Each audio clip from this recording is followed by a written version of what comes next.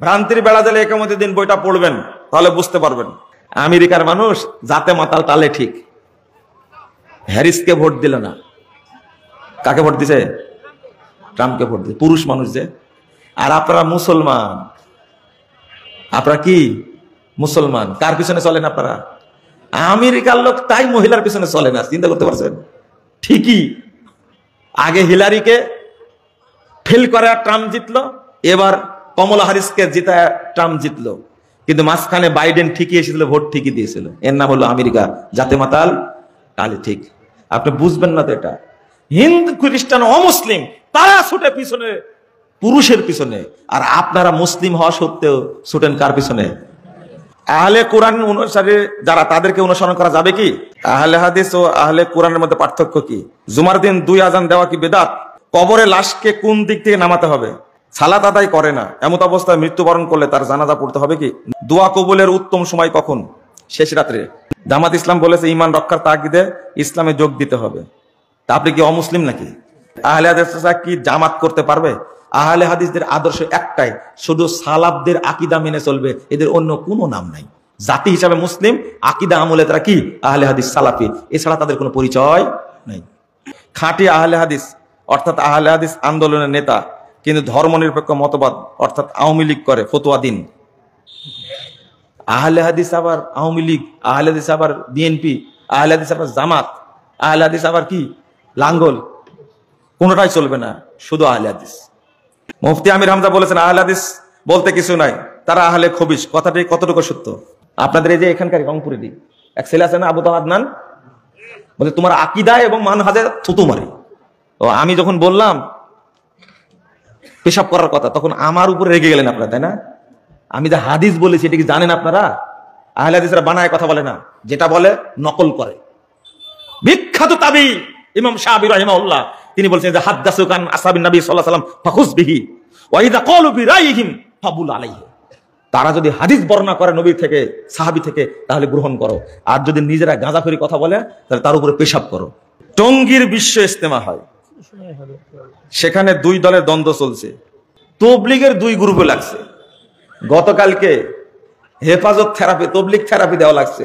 ঢাকা এতই জ্যামের জ্যাম, 7 গ্রুপকে অবাঞ্ছিত ঘোষণা করবে বাংলাদেশ থেকে, এই জন্য জুবায়ের গ্রুপের সব মোল্লা এক জায়গায় হয়েছে, সবাই একটা শোডাউন দেখায় দিয়েছে, আমরা আসি টঙ্গীর মাঠে, আমরাই থাকবো, কেউ থাকবে না। এখন আজকে 7 গ্রুপের হুজুর কাকরাইলের খতিব বলছে তাদের সঙ্গে আমাদের বাহাস হবে, প্রশাসন উপস্থিত থাকবে, এখন ওরাই লাগছে। এই জায়গা মনে হয় আপনারা বাহাস করেছিলেন, তাই না? হয়েছিল বাহাস? হ্যাঁ, বাহাস করেছেন আপনারা, তাই না? এখন বাহাস তারাই করছে। 2 পর্বে ইজতেমা করবে, অবাঞ্ছিত ঘোষণা করেছে।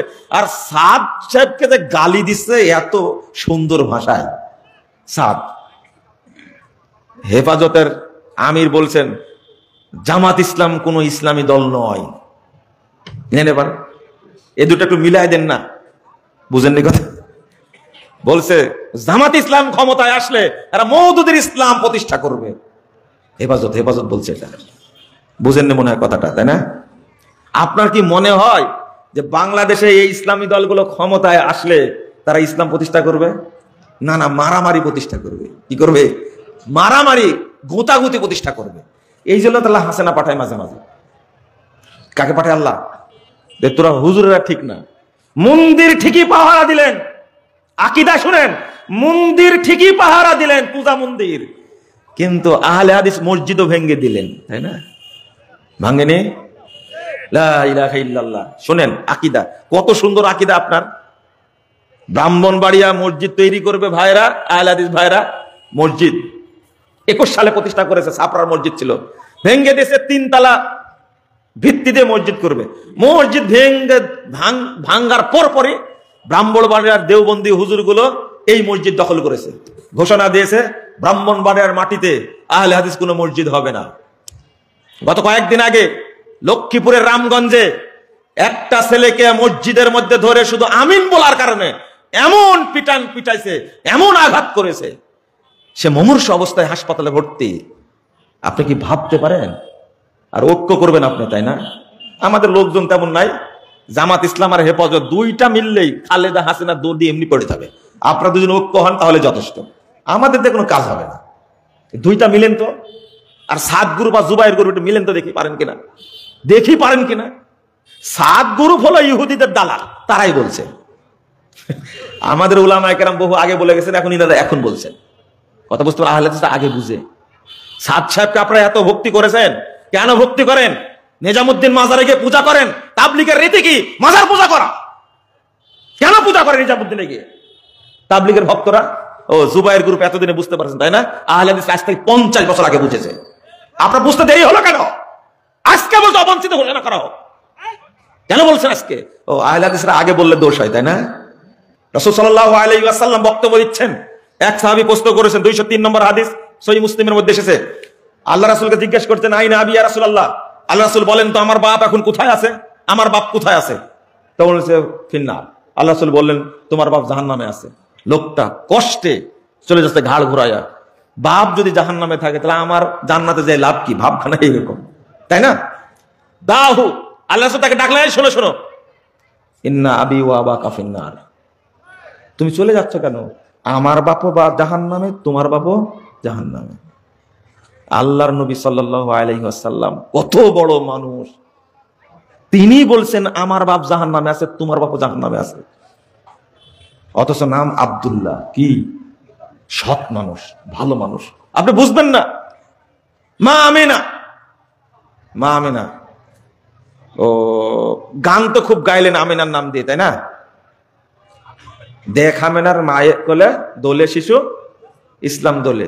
তারপর কি কি হাসি মুখে কসি মুখে শাহাদাতের বাণী শেষ সময়।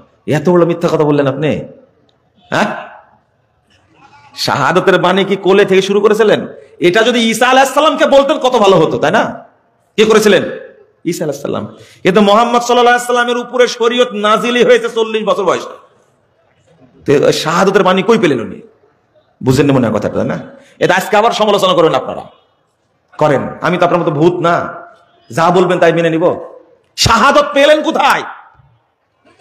আল্লাহর নবী সাল্লাল্লাহু আলাইহি ওয়াসাল্লাম শাহাদত পেলেন কোথায়? কোথায় পেলেন? 40 বছর বয়সে ওহী নাজিল হলো, তার আগে ওহী নাজিল হয়েছে? তাহলে পেলেন কোথায়? মারা গেছেন আমিনা। আল্লাহ রাসূল কবর জিয়ারত করতে গেলেন, সাহাবীরা বলছে 876 নম্বর হাদিস সহিহ মুসলিম বলছেন যে ফাবাকা ওয়াবকামান হাওলাহু, তিনি কাঁদলেন আর যারা তার পাশে ছিল তাকে কি কাঁদেন, ফুপায় কাঁদছেন। আল্লাহ রাসূল বলছেন আমি আমার রবের কাছে ইস্তেজানতু রব্বি আন আযুরা কবরাহা, আমি আমার মায়ের কবর জিয়ারত করার জন্য আল্লাহর কাছে অনুমতি চাইলাম। আন আস্তাগফির লাহা, তাকে আমি চাইবো আল্লাহ যেন ক্ষমা করে, আমি ক্ষমা চাইবো। ফালাম ইউজানলি, কিন্তু আমাকে অনুমতি দেওয়া হলো না। এরপরে বললো আমাকে জিয়ারত করার অনুমতি দিন, আমি জিয়ারত করতে গেলাম। তা আমি না খারাপ মানুষ ছিলেন? কোনো প্রমাণ আছে? জিয়ারত করতে পারলেন না কেন? কেন পারলেন না? একটাই কারণ, শোনেন, কুফরি তো চলবে না, শিরিক তো চলবে না। ইসলাম আর শিরিক, তাওহীদ আর শিরিক, তাওহীদ আর তাগুত একসঙ্গে মিশ্রণও চলবে না। এটা আরো বড় হারাম। আজকে বাংলাদেশের লোকজন খুব সুন্দর একটা রাষ্ট্র প্রতিষ্ঠা করবেন, সেই রাষ্ট্রটা হবে আমেরিকার মতো। কার মতো? দেখছেন, আমেরিকার মানুষ জাতে মাতাল তালে ঠিক। হ্যারিসকে ভোট দিল না, কাকে ভোট দিছে? ট্রাম্পকে ভোট দিছে, পুরুষ মানুষ যে। আর আপনারা মুসলমান, আপনারা কি মুসলমান, কার পিছনে চলেন আপনারা? আমেরিকার লোক তাই মহিলার পিছনে চলে না, চিন্তা করতে পারছেন? ঠিকই আগে হিলারিকে ফেল করে ট্রাম্প জিতলো, এবার কমলা হ্যারিসকে জিতায় ট্রাম্প জিতলো, কিন্তু মাঝখানে বাইডেন ঠিকই এসেছিল, ভোট ঠিকই দিয়েছিল। এর নাম হলো আমেরিকা, জাতে মাতাল তালে ঠিক। আপনি বুঝবেন না তো এটা। হিন্দু খ্রিস্টান অমুসলিম তারা ছুটে পিছনে পুরুষের পিছনে, আর আপনারা মুসলিম হওয়া সত্ত্বেও ছুটেন কার পিছনে? ওদের তো অনেক ভালো না আপনারা? অনেক ভালো। দুই নম্বর আর একটা হলো যে আমেরিকা, সিঙ্গাপুর, অস্ট্রেলিয়া, কানাডার মতো রাষ্ট্র করতেছেন আপনারা, তাই করতেছেন, তাই না? নাউজুবিল্লাহ, আস্তাগফিরুল্লাহ। খুব ভালো হবে, আমেরিকার মতো করলে ভালো হবে। ছেলে মাকে ধর্ষণ করে আর ভাই বোনকে ধর্ষণ করে, ভালো হবে না? হ্যাঁ, সি সি সি, নাউজুবিল্লাহ, আস্তাগফিরুল্লাহ। জেনা ব্যভিচার ছাড়া তাদের কোনো নীতি নাই। ওই বাংলাদেশ না। এই বাংলাদেশ করবেন কি করে? করবেন কি করে? এখান থেকে একটু নিবেন, এখান থেকে একটু নিবেন, কিছু ইসলামের নিবেন আর কিছু কি বাতিল থেকে নিবেন, নিয়ে খুব সুন্দর একটা কি রাস্তা তৈরি করবেন। নুমিনু বিবাদিন ওয়া নাকফুরু বিবাদ। আল্লাহ বলছেন, দেখো তারা বলে যে শরীয়তের কিছু অংশ নিব আর কিছু অংশ প্রত্যাখ্যান করব, ওয়া ইউরিদুনা আন ইয়াত্তাখিযু বাইনা যালিকা সাবিলা, আর দুইটার মিলে একটা সুন্দর রাস্তা তৈরি করব, সুন্দর রাস্তা। আল্লাহ কি বলছেন জানেন? উলাইকা হুমুল কাফিরুনা হাক্কা, এরাই হলো অরিজিনাল কাফের। বুঝেননি মনে কথা, তাই না? আবু জাহাল, আবু লাহাব এরা মুনাফিক ছিল না? এরা কোনদিন কাবা ঘরে এসে সেজদা দেয়নি। এরা এক নীতিতে ছিল, আমরা কাফের, মূর্তি পূজা করি, মূর্তি পূজা করব, আমরা কখনো কাবা ঘরে গিয়ে আল্লাহকে সেজদা দেব না। ওরা মুনাফিক ছিল না। কিন্তু বাংলাদেশের আমরা আল্লাহকেও সেজদা করি, মাজারে গিয়েও সেজদা করি, মসজিদেও দান করি, মাজারেও দান করি, মক্কাতেও যাই, মন্দিরেও যাই, করি না আমরা? এইটা হলো আল্লাহর কাছে সবচেয়ে খারাপ, জঘন্য। আল্লাযী জাআলা মা'আল্লাহি ইলাহান আখার ফাতুলকা ফি জাহান্নাম মালউমান মাদহুরা। আল্লাহ বলছেন, যে ব্যক্তি এক আল্লাহর সাথে অন্যকে এক করবে, ইসলামী হক, ইসলামের পরে যা কিছু সব বাতিল। ইসলাম হক, গণতন্ত্র হক না বাতিল? বলেন। বাতিল। সমাজতন্ত্র, জাতীয়তাবাদ, ধর্মনিরপেক্ষতাবাদ, পুঁজিবাদ, সব কি বাতিল। আপনারা বলতে পারবেন না বাতিল, আপনারা বলতে পারবেন না। কিন্তু আল্লাহ যে বলে দিচ্ছেন, ইন্নাদ-দীনা ইনদাল্লাহিল ইসলাম, আপনাকে আকীদা পোষণ করতে হবে এই মর্মে, ইসলাম ছাড়া অন্য কোন ধর্ম, থিওরি, দর্শন, ইজম, তরিকা, মাযহাব একটা হক না, সব বাতিল। আল্লাহ বলছেন, ফামাযা বাদাল হাক্কি ইল্লা দালাল, হকের পরে বাতিল ছাড়া আর কি আছে? অর্থাৎ বাতিল, অন্যগুলো সব বাতিল। আপোষ চলবে তাওহীদের সাথে, তাগুতের আপোষ চলবে? চলবে না। আপনারা মেনে নেবেন না মনে হয়, এটা চলবে না। শুধু ইসলামকেই মানতে হবে, অন্য কোনো কিছুর কাছে আত্মসমর্পণ করা যাবে না। বর্তমান বাংলাদেশে যত মানুষ বসবাস করছে, তাদের অধিকাংশই হলো মাজার পূজারী, কবর পূজারী, পীর পূজারী। অধিকাংশই ধর্ম নিয়ে ব্যবসা করছে। আর শুধু আহলে হাদিস আকীদার লোক বাদ দিয়ে যারা আছে ইসলামের নামে বাংলাদেশে মুসলিমরা, তারা সবাই সুফি আকীদার। এটা হলো কুফরি আকীদা। রাসূল সাল্লাল্লাহু আলাইহি সাল্লাম বলেছেন, আমার উম্মতের মধ্যে ইন্নার রাজুলা লা ইউসাল্লি 60 সানা, আমার উম্মতের মধ্যে অনেকেই সালাত আদায় করবে 60 বছর যাবত, মা তুকবালু লাহু সালাতুন, তার একটা সালাতও কবুল হবে না। রাসূলুল্লাহ সাল্লাল্লাহু আলাইহি সাল্লাম বলেছেন, ৩০৯৯২ নম্বর হাদিস, মুসান্নাফ ইবনে আবি শাইবার মধ্যে এসেছে, ইয়াতি আলান নাসে জামান, মানুষের সামনে একটা যুগ আসবে, একটা সময় আসবে, মানুষের সামনে একটা যুগ আসবে, সময় আসবে, ইয়াসতামিউনা ইয়াসাল্লুনা ফিল মাসাজিদ, মানুষরা দলে দলে মসজিদে যাবে, সালাত আদায় করবে, সব মসজিদ মুসল্লি দ্বারা পূর্ণ থাকবে, কোন মসজিদ ফাঁকা থাকবে না, সব মসজিদে মুসল্লি থাকবে, মুসল্লি দ্বারা পূর্ণ থাকবে। ওয়ালাইসা ফীহিম মুমিন, কিন্তু কোন মসজিদে একজন ইমানদার খুঁজে পাওয়া যাবে না। আজকে মুসল্লি আছে, সালাতের বক্তব্য আছে, কিন্তু মুসল্লিরা সব বেঈমান, ইমানেরও আলোচনা নাই। আপনারা শুধু নামাজের ওয়াজ শুনতে চান, সুদের শুনতে চান, পর্দার শুনতে চান, ঘুষের শুনতে চান।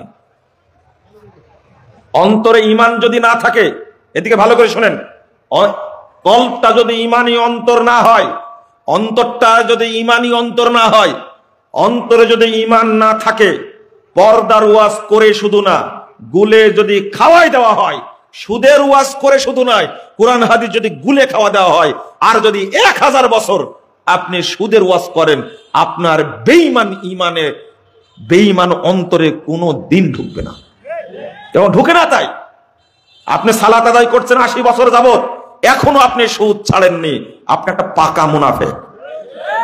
আপনি সালাত আদায় করছেন 80 বছর যাবত, এখনো বিড়ি খাওয়া ছাড়েননি, সিগারেট খাওয়া ছাড়েননি, ইয়াবা খাওয়া ছাড়েননি, মদ খাওয়া ছাড়েননি, গাঁজা খাওয়া ছাড়েননি, আপনি একটা তাজা মুনাফিক। সালাত আপনার কি করতে পেরেছে? সালাত উপকার করতে পারেননি। একজন মহিলা 75-80 বছর যাবত সালাত আদায় করছে, ও আজও পর্দা করে না।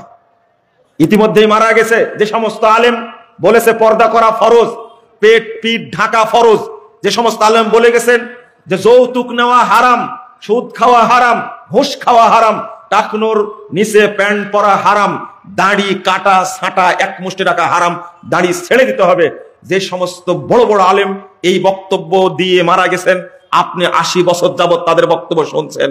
80 বছর হয়ে গেছে, 70 বছর হয়ে গেছে, আপনি এত বড় মুনাফিক, এত বড় মুনাফিক, আপনার কানে এখন পর্যন্ত এই কথাগুলো ঢোকেনি। আল্লাহ বলছেন সূরা মারিয়াম 59 নম্বর আয়াত, ফাসাউফা ইয়ালকাউনা গায়্যা ফাখালাফা মিন বাদিহিম খালফুন আদাউস সালাহ ওয়াত্তাবাউশ শাহওয়াত ফাসাউফা ইয়ালকাউনা গায়্যা। শোনো, এরা হলো অপদার্থ জাতি, যারা সালাতকে নষ্ট করে, প্রবৃত্তির অনুসরণ করে, যারা সালাতকে নষ্ট করে, প্রবৃত্তির অনুসরণ করে, সালাত পড়ে কিন্তু সালাতের হক আদায় করে না। মান আদ্দাহা, আল্লাহ রাসূল সাল্লাল্লাহু আলাইহি ওয়াসাল্লাম বলেছেন মান আদ্দা হাক্কাহা, যে ব্যক্তি সালাতের হক আদায় করে সেই সালাত কবুল হবে, আর যে ব্যক্তি হক আদায় করে না রুদ্দাত আলাইহি, সালাত তার উপরে নিক্ষেপ করা হবে, সালাতকে তার উপরে নিক্ষেপ করা হবে। আমি বুঝাতে চাচ্ছি রাসূল সাল্লাল্লাহু আলাইহি ওয়াসাল্লাম বলছেন যে ব্যক্তি সালাতের হক আদায় করে না সে হলো মুনাফিক। এরা কিন্তু বেনামাজি না, এরা কিন্তু কি বেনামাজি না, এরা কি নামাজি মুনাফিক, নামাজি মুনাফিক।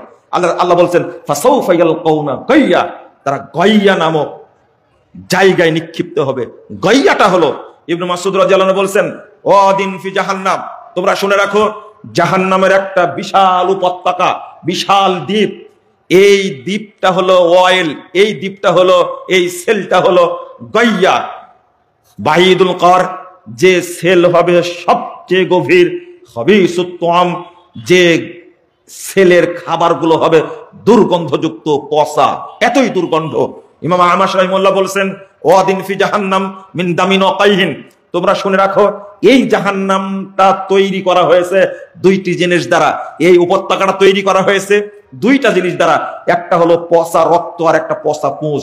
এখানে অন্য কোনো খাদ্য নাই, শুধু দুইটা জিনিস আছে। আর এই জায়গায় আল্লাহ রাখবেন মুনাফিক মুসল্লিদেরকে। 5 বার হজ করে আপনার এত দাপট, কিন্তু আব্দুল মুত্তালিব কয়বার হজ করেছিল? প্রত্যেক বছর হজ করত। আব্দুল মুত্তালিব কাবা ঘরের মুতল্লি ছিল। আব্দুল মুত্তালিব উমরা করত, কাবা ঘর তওয়াফ করত, সাফা মাওরা সাই করত। পৃথিবী থেকে, সারা দুনিয়া থেকে যত হাজি যেত তাদেরকে আপ্যায়ন করাতো।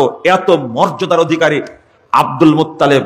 যখন আব্রাহা গেছে কাবা ভাঙ্গার জন্য, শোনেন ভালো করে, আপনার হজ যে বাতিল হয়েছে, হজ হয়নি, বাতিল তো পরের কথা, বাতিল তো পরের কথা, হজ তো হয়নি। আমি হাদিস দিয়া বুঝাই দিলাম আপনাকে, সালাত তো আপনার হয়নি, বাতিল হওয়া তো দূরের কথা। যার মধ্যে ঈমান নাই, যার অ্যাকাউন্টই খোলা নাই, টাকা জমা হবে কোথায়? ভূতের মধ্যে। এইটা বুঝেন যে আমার বিকাশ খোলাই নাই, টাকা জমা হবে কোথায়? আকীদা মানে হলে অ্যাকাউন্ট। ব্যাকুব তুমি বুঝো না, মানে তুমি অশিক্ষিত মানুষ, কিন্তু বিকাশ অ্যাকাউন্ট তোমার আছে, নগদ অ্যাকাউন্ট আছে, কিভাবে টাকা তুলতে হয়, কিভাবে পিন নাম্বার দিতে হয়, সব তোমার জানা আছে। আর তুমি বলো আমি সাধারণ মানুষ, আমি কিছুই জানি না। সব জানো, আল্লাহর কাছে বলতে পারবা তুমি? তুমি শুধু দিনকে উপেক্ষা করো। যেটা বলছিলাম, আব্রাহা গেছে কাবা ভাঙতে, কিন্তু আব্রাহার লোকের আব্দুল মুত্তালিবের উটগুলো নিয়ে চলে গেছে। আব্দুল মুত্তালিব আব্রাহার কাছে গিয়ে বলছে, এ আব্রাহা, তোমার লোকেরা আমার উটগুলো চুরি করেছে, উটগুলো দিয়ে দাও। তখন আব্রাহা বলছে, আমি শুনেছি তুমি কাবার মুতল্লি, মক্কার নেতা, আরবের প্রভাবশালী ব্যক্তি, আমি আসছি কাবা ভাঙতে আর তুমি আসছো উট নিতে। তখন বলছে, উটের মালিক আমি, কাবার মালিক আল্লাহ, আমার উটগুলো দেওয়া দাও, আমার ঠেকা পড়েনি। কাবার মালিক আল্লাহ, আল্লাহ দেখবেন কাবাকে। কি ঘটনা ঠিক হয়েছে বলেন তো? আব্দুল মুত্তালিবের ঈমান আর আপনার ঈমান, দুজনেরটা কার বেশি ঈমান বলেন তো আল্লাহর প্রতি? হ্যাঁ, কার ঈমান বেশি? অন্তত আপনি বলতে বাধ্য, লজ্জা পাচ্ছেন তাই বলবেন না, তাই না? অন্তত আপনার ইমানের চেয়ে অনেক বেশি পাওয়ারফুল ইমান ছিল আব্দুল মুত্তালিব। কিন্তু আব্দুল মুত্তালিব আছে কোথায়? আবার ঠিকও বলছেন আপনারা। আব্দুল মুত্তালিব আছে কোথায়? জান্নাতে, তাই না? ঘি খাচ্ছে জান্নাতে, ঘি খাচ্ছে, মাখন খাচ্ছে। আব্দুল মুত্তালিব জাহান্নামে গেছে এত ভালো কাজ করার পরে, আর আপনি বেদাতি মসজিদের মুতাল্লি হয়ে এত পাওয়ার, একবার হজ করে এত পাওয়ার, দুইবার উমরা করে এত পাওয়ার। উমরা করেছেন তাই মুসলমান হয়ে গেছেন? সালাত প্রমাণ করেন আপনি মুসলমান, সিয়াম প্রমাণ করেন আপনি মুসলমান, হজ প্রমাণ করেন আপনি মুসলমান। আপনাকে মুসলিম প্রমাণ করতে হলে ইমানদার কিনা এটা প্রমাণ করা লাগবে। আবু তালেব যতদিন বেঁচে ছিল ততদিন মোহাম্মদ সাল্লাল্লাহু আলাইহি সাল্লামের উপরে সাহসের ধমক দেওয়ার। আবু তালেব এত ভালো মানুষ ছিল, আবু তালেব এত ভালো মানুষ ছিল, আল্লাহর রাসূলকে সাল্লাল্লাহু আলাইহি সাল্লাম তাকে হেফাজত করতেন, নিরাপত্তা দিয়েছিলেন। এই আবু তালেব, আবু তালেব আছে কোথায়? কাবার মুতাল্লি, কাবার মুতাল্লি এ আবু তালেব। আল্লাহ রাসূলকে নিরাপত্তা দেওয়ার কারণে শাস্তিটা হালকা হবে, সবচেয়ে হালকা শাস্তি। পায়ে দুইটা জাহান্নামের জুতা পরানো থাকবে, আর মাথার মগজ গলে গলে পড়বে। ও মুরব্বী, আপনার কি মাথায় ঢুকছে যে হজ প্রমাণ করেন আপনি মুমিন? ঢুকছে কি? ঢুকছে কি? না না, ঢুকেনি, ঢুকেনি। আপনি হজ করে মনে করেছেন যে আমি তো জান্নাতে চলে গেছি, তাই না? হজ করে আসার পর থেকে যত আকাম কুকাম সব শুরু করেছেন আপনি, আর আফসোস করছেন আর 10 বছর আগে করলে ভালো হতো। আপনাকে চিনি না, আপনি তো হাজি না, আপনি 1 নম্বর পাঁচি একটা। আপনি হাজি হলে আপনার দ্বারাতে কখনো খারাপ কাজ হবে না। যাদের হজ কবুল হবে তারা খারাপ কাজ করবে না। আল্লাহ রাসূল বলে দিয়েছেন, সাতালকাউনা বাদি রব্বাকুম ওয়া ইয়াসআলুকুম আন আমালিকুম। এই শোনো, অচিরেই তোমরা তোমার রবের সঙ্গে সাক্ষাৎ করবে, তিনি তোমাদেরকে জিজ্ঞেস করবেন আমল সম্পর্কে। ফালা তারজিউ বাদি দুল্লালা, আজকের দিনের পরে খারাপ হয়ে যাও না। মাজার ভাঙতে কি সময় লাগবে? ভাঙেননি কেন? ভাঙেননি কেন? বুঝতে হবে, ইসলামের কারণে ভাঙেননি। বুঝেন কথা? শেখ মুজিবের মূর্তিকে কেউ সেজদা দিয়েছে এরকম আমি পাইনি। পাইছেন আপনারা কেউ? হ্যাঁ, এরকম আমি পাইনি। থাকতে পারে যে শেখ মুজিবের মূর্তি খাড়া করা আছে, ওখানে গিয়ে মানুষ সেজদা দিচ্ছে, কিন্তু বাংলাদেশের লাখ লাখ মাজার আছে, সেখানে গিয়ে ইমানদার মুসল্লিরা টুপি মাথায় দেয়া নামাজি হজ করা কোটি কোটি মানুষ সেখানে সেজদা দেয়। এই মূর্তি ভাঙ্গার আগে মাজার ভাঙ্গাটাকে ফরজ ছিল। ভাঙ্গেননি কেন? তাহলে আপনি ক্ষোভে ভাঙছেন, ইমানের কারণে ভাঙ্গেননি, তাই না? ঠিক তালেবানদের মতো। কাদের মতো? একবারে সেম তালেবানদের মতো। তালেবানরা সব বৌদ্ধ মূর্তি ভেঙ্গে, খ্রিস্টানদের মূর্তি ভেঙ্গে চুরমার করেছে, কিন্তু মাজার একটাও ভাঙ্গেনি, বরং মাজার গুলো এখন তাজা হয়েছে। পীর পূজারীরা, কবর পূজারীরা মনে করছে যাক ভালো একটা সরকার পাইছি আমরা। এবার উত্তর দেন, আপনার মূর্তি ভাঙ্গা ফরজ আগে জরুরি না মাজার ভাঙ্গা জরুরি? মাজার ভাঙ্গা জরুরি। ভাঙ্গেননি আপনারা, তাহলে আপনারা কোন আকীদার মুসলমান? জি আলহামদুলিল্লাহ ওয়াসসালাতু ওয়াসসালামু আলা রাসূলিল্লাহ, আম্মা বাদ। আউযু বিল্লাহি মিনাশ শাইতানির রাজীম। ফামান কানা ইয়ারজু লিকাআ রাব্বিহ ফালইআমাল আমালান সালিহা ওয়া লা ইউশরিক বিইবাদাতি রাব্বিহ আহাদা। ওয়া ক্বালা সাল্লাল্লাহু আলাইহি ওয়াসাল্লাম,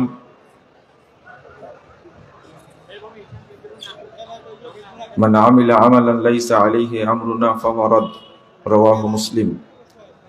ওয়া ক্বালা সাল্লাল্লাহু আলাইহি ওয়াসাল্লাম, আউয়ালু মা ইউসআলুল আবদু ওয়া ইউহাসাবু বিহি সালাতু ফাইন কুবিলা মিনহু কুবিলা সাইরু আমালিহি ওয়া ইন রুদ্দাত রুদ্দা আলাইহি সাইরু আমালিহি। সম্মানিত ভাই ও বোনেরা, আল্লাহ রাব্বুল আলামিনের প্রশংসা এবং মুহাম্মদ সাল্লাল্লাহু আলাইহি সাল্লামের উপরে দরুদ পাঠের পর আপনাদের উপস্থিতির জন্য কৃতজ্ঞতা প্রকাশ করছি। আল্লাহর কাছে দোয়া করছি রব্বুল আলামিন যেন আজকের এই মাহফিলকে কবুল করে নেন, আমিন। যারা আয়োজন করেছেন এবং আমরা যারা অংশগ্রহণ করেছি, রব্বুল আলামিন আমাদের সকলকে জান্নাতুল ফেরদাউসের মেহমান হিসাবে কবুল করে নিন, আমিন।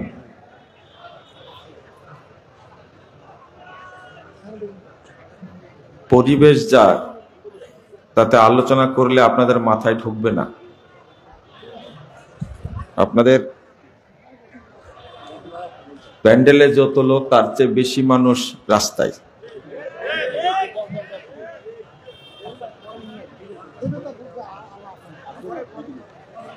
মাহফিলের মাজলিসের একটা আদব আছে,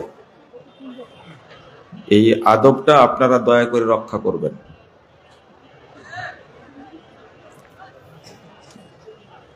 এখনো প্যান্ডেলে জায়গা আছে, কিন্তু আপনারা অযথা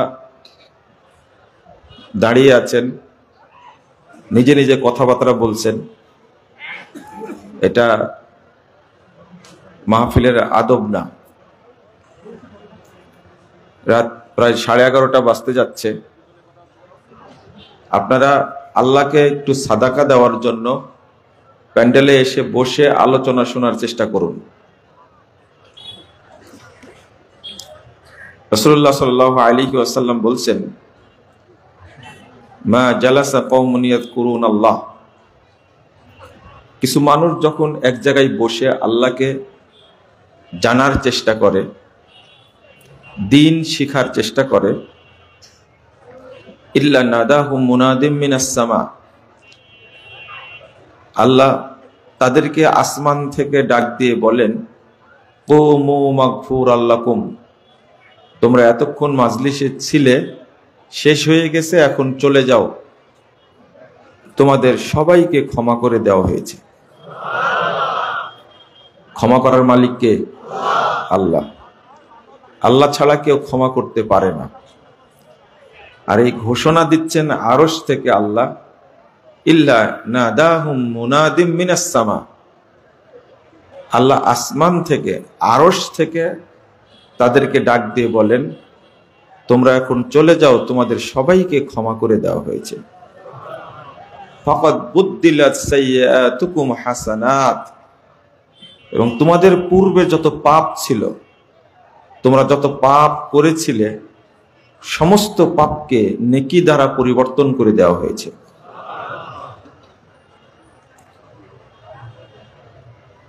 আশা করি বুঝতে পেরেছেন। আর একটা হাদিস এসেছে, এই হাদিসটা তাবরানী আওসাতের মধ্যে এসেছে, 1556 নম্বর হাদিস। সহিহ মুসলিমে এসেছে, সহিহ বুখারীতেও হাদিসটা এসেছে, 2689 নম্বর হাদিস। এই ধরনের মাজলিস থেকে রিপোর্ট নিয়ে হাজির হন ফেরেশতারা আল্লাহর কাছে। রিপোর্ট দেওয়ার পরে আল্লাহ বলেন, উশহিদুকুম আন্নী কদ গফারতু লাহুম, ফেরেশতারা আমি তোমাদেরকে সাক্ষী রেখে বলছি, মাজলিসে উপস্থিত সমস্ত মানুষকে আমি ক্ষমা করে দিলাম। ওয়া আ'তাইতুহুম মা সালু, এবং মাজলিসে এসে তারা আমার কাছে যা চেয়েছে আমি তাদেরকে তাই দান করেছি। অর্থাৎ এই ধরনের মাজলিসে এসে আল্লাহর কাছে আপনি যা চাইবেন আল্লাহ সাথে সাথে দান করবেন। ওয়া আজারতুহুম মিম্মাস্তাজারু, আর এই মাজলিসে আসার কারণে তারা যে সময় দিছে, শ্রম দিয়েছে, তারা যে কষ্ট করেছে, এই জন্য আমি তাদেরকে পূর্ণ নেকি দান করলাম। যখন এই কথাগুলো আল্লাহ বলেন ফেরেশতাদের সামনে, আমি তাদের ক্ষমা করে দিলাম, তাদের সমস্ত পাপকে নেকি দ্বারা পরিবর্তন করে দিলাম, তাদের দোয়াগুলো কবুল করলাম, তাদের শ্রমের বিনিময়ে আমি পূর্ণ নেকি দান করলাম। এই কথাগুলো বললে ফেরেশতারা আল্লাহর কাছে প্রশ্ন করেন, ইয়া রব ফীহিম ফুলানুন আবদুন খাত্তা ইন্নামা মাররা ফাজালাসা মাহুম, আল্লাহ শুনেন, এদের মধ্যে একজন লোক এসে বসে গেছে, এই লোকটা দিন শিখতে আসেনি, রাস্তা দিয়ে যাচ্ছিল, এই পাপী নিকৃষ্ট খারাপ লোকটিও এদের মধ্যে বসে গেছে, আপনি কি তাকেও মাফ করবেন? ফেরেশতারা এই প্রশ্ন করলে আল্লাহ উত্তর দেন, ওয়ালাহু গফারতু, আমি ওকেও মাফ করে দিলাম। তাহলে বোঝা যাচ্ছে এই মাজলিসের মর্যাদাটা আল্লাহর কাছে কত বেশি। এরপরে আল্লাহ ফেরেশতাদের লক্ষ্য করে বলেছেন, শোনো, হুমুল জুলাসা, তারা এমন কিছু মানুষ এখানে বসে আছে, তারা এত পছন্দের, লা ইয়াশকা বিহিম জালিসুহুম, এর মধ্যে এসে যেই বসে যাবে তাকেই আমি ক্ষমা করে দিব, সে বঞ্চিত হবে না। অর্থাৎ আল্লাহর রহমত এবং দয়া আপনি পাবেন। আপনি যখন এসেইছেন এই ধরনের প্রোগ্রামে, রাত 11:30 বাজতে যাচ্ছে, আপনি কেন বাহিরে থাকবেন? আপনি বসে একটু আল্লাহর রহমতটা, বরকতটা, ক্ষমাটা আপনি নেওয়ার চেষ্টা করেন।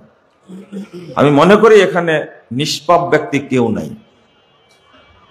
পাপ করেছেন, ভুল আছে, আল্লাহর কাছে ক্ষমা নিতেই হবে। আর যারা আসেনি দুনিয়াবি ব্যস্ততার কারণে, তাদের সাথে আপনার কোনো তুলনা চলে না। আল্লাহ বলছেন, ফাআম্মা মান তাগা ওয়া আসারাল হায়াতাদ দুনিয়া ফাইন্নাল জাহিমা হিয়াল মাওয়া।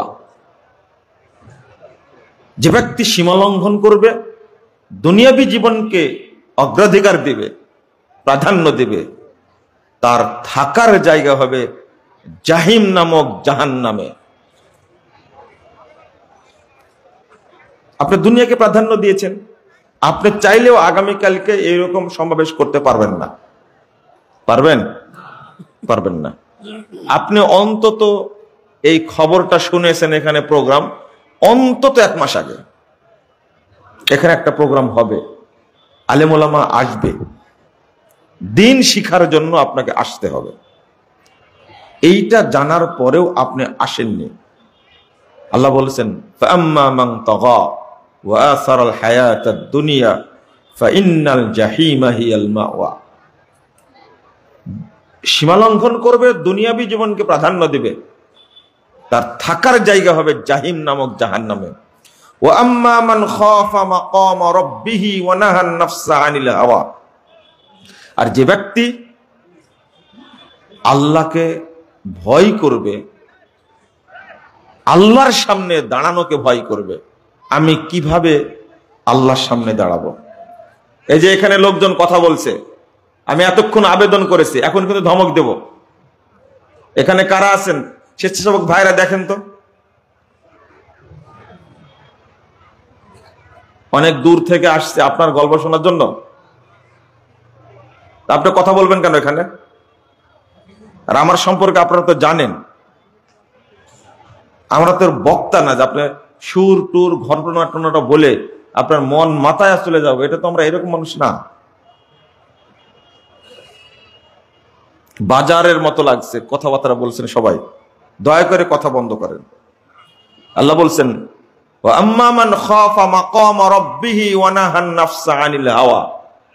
যে ব্যক্তি আল্লাহর সামনে দণ্ডায়মান হওয়াকে ভয় করবে এবং প্রবৃত্তির পূজা থেকে, দুনিয়াবী পূজা থেকে সে নিজেকে রক্ষা করবে, ফাইন্নাল জান্নাতা হিয়াল মাওয়া, তার থাকার জায়গা হবে জান্নাতে। তো আপনারা এখানে অংশগ্রহণ করছেন, উপস্থিত হয়েছেন, আপনারা কিছু শিখবেন। দুনিয়াবী কাজ বর্জন করে, নিজের খেয়াল খুশি বর্জন করে এখানে এসেছেন, কিছু শিখবেন, শিখে নিয়ে যাবেন কিছু বাড়িতে। আমি শিরিক বিদআত মিশ্রিত আমল ও তার পরিণাম সম্পর্কে সংক্ষেপে কথা বলবেন ইনশাআল্লাহ। যখন আপনি উঠে যাবেন এখান থেকে, তখন একটা দোয়া পড়বেন। হাদিসে আসছে, 1345 নম্বর হাদিস, শারহুস সুন্নাহর মধ্যে এসেছে, মান ক্বালা ক্বাবলা আন ইয়াকুমা। দেখি হাদিসটা আপনারা মানতে পারেন কিনা। যে ব্যক্তি মাজলিস থেকে দাঁড়ানোর আগেই দোয়াটা বলবে, এই দোয়াটার ফজিলত এতই বেশি। রাসূল সাল্লাল্লাহু আলাইহি ওয়াসাল্লাম বলছেন, যদি মাজলিসে বসা অবস্থায় দোয়াটা পড়ে, সুবহানাকা আল্লাহুম্মা বিহামদিক আশহাদু আল্লা ইলাহা ইল্লা আনতা আস্তাগফিরুকা ওয়া আতুবু ইলাইকা, এই দোয়াটি যদি কেউ পড়ে, তো এখানে আসার কারণে যে ফজিলতগুলো পেয়েছেন আমি আগে বলে দিয়েছি, কুতিবা ফি রক ওয়া তুবিয়া বি তওবা, মসৃণ ফলকে নেকিগুলো লিপিবদ্ধ করা হবে এবং সেটাকে সিলগালা করা হবে, লাম ইউকসার ইলা ইয়াউমুল কিয়ামা, এই নেকি কিয়ামত পর্যন্ত আর নষ্ট হবে না, ওইভাবেই থাকবে। মা আয়েশা রাদিয়াল্লাহু আনহা বলছেন, মা জালাসা রাসূলুল্লাহ সাল্লাল্লাহু আলাইহি ওয়াসাল্লাম মাজলিসান কত ওয়ালা সাল্লা সালাতান আও তালা কুরআনান আও তাওয়াদ্দা উযুআ ইল্লা ক্বালা সুবহানাকাল্লাহুম্মা ওয়া বিহামদিকা আশহাদু আল্লা ইলাহা ইল্লা আনতা আস্তাগফিরুকা ওয়া আতুবু ইলাইকা। আমি যখনই আল্লাহ রাসূলকে দেখেছি মাজলিস শেষ করতে, কোরআন তেলাওয়াত শেষ করতে, সালাত শেষ করতে, ওযু শেষ করতে, অর্থাৎ মাজলিস শেষে, সালাত শেষে, ওযু শেষে, তেলাওয়াত শেষে তিনি এই দোয়া করতেন। ১০১৪০ নম্বর হাদিস as-সুনানুল কুবরা লিন-নাসাইর মধ্যে এসেছে। ৯৯১১ নম্বর হাদিস হলো রাসূল সাল্লাল্লাহু আলাইহি ওয়াসাল্লাম বলছেন, যে ব্যক্তি ওযু করার পরে এই দোয়াটা পড়বে, আপনারা তো পড়েন না মনে হয়, ওযু করার পরে কি পড়েন সুবহানাকাল্লাহু ওয়া বিহামদিক? পড়েন না। আল্লাহ রাসূল বলছেন এতই ফজিলত ওযু করার পরে এই দোয়াটা পড়লে। কেন স্পেশাল ফজিলত? ওযু করার পরে দোয়া পড়েছেন, আশহাদু আল্লা ইলাহা ইল্লাল্লাহু ওয়াহদাহু লা শারীকা লাহু ওয়া আশহাদু আন্না মুহাম্মাদান আবদুহু ওয়া রাসূলুহু। রাসূল সাল্লাল্লাহু আলাইহি ওয়াসাল্লাম বলছেন, যে ব্যক্তি ওযুর পরে এই দোয়াটা পড়বে, ফুতিহাত লাহু আবওয়াবুল জান্নাতিস সামানিয়া, তার জন্য জান্নাতের ৮টি দরজা খুলে রাখা হবে। ইয়াদখুলু মিন আইয়াশা, তার ইচ্ছা অনুযায়ী যে কোনো দরজা দিয়ে জান্নাতে প্রবেশ করতে পারবে। এটা ফজিলত না? যদি এর পরে পড়ে সুবহানাকাল্লাহু ওয়া বিহামদিক, এই দোয়াটা পড়লে আল্লাহ এই ফজিলতটা মসৃণ ফলকে লিপিবদ্ধ করবেন, হাত্তা রুফিয়া তাহতাল আরশ, এবং এই ফজিলতটাকে আল্লাহ আরশের সাথে ঝুলন্ত অবস্থায় রাখবেন। আপনি ওযুর পরে এই দোয়া পড়তে ভুলবেন না, এটা মনে রাখবেন। কারণ হাদিসটা এইরকম না যে ৫ ওয়াক্ত সালাত যদি কেউ আদায় করে আল্লাহ তার জন্য জান্নাতের ৮টি দরজা খোলা রাখবে, এরকম কোনো দলিল নাই। এরকম কোনো দলিল আছে? বুঝেননি কথাটা? যে ৫ ওয়াক্ত সালাত আদায় করবে তার জন্য জান্নাতের ৮টি দরজা খুলে রাখা হবে, এরকম কোনো দলিল শুনেছেন? যে ব্যক্তি হজ করবে, যে ব্যক্তি উমরা করবে, যে ব্যক্তি সিয়াম পালন করবে, তার জন্য জান্নাতের ৮টি দরজা খুলে রাখা হবে, এই ধরনের কোনো দলিল নাই। কিন্তু ওযুর পরে এই ছোট্ট দোয়াটি পড়লে এই দোয়ার ফজিলত এত বেশি, তার জন্য জান্নাতের ৮টি দরজা খুলে রাখা হবে। এত বড় ফজিলতটা যদি কবুল হয় আল্লাহর কাছে, এটা আপনার জন্য অনেক ভালো না? পড়বেন না কেন? বহু মানুষকে দেখলাম, আমি এখান থেকে আসতে আসতে যারা মুসাফা করেছে একজন বাদ দিয়ে বাকি সবাই ২ হাতে মারি দিছে। কয় হাতে?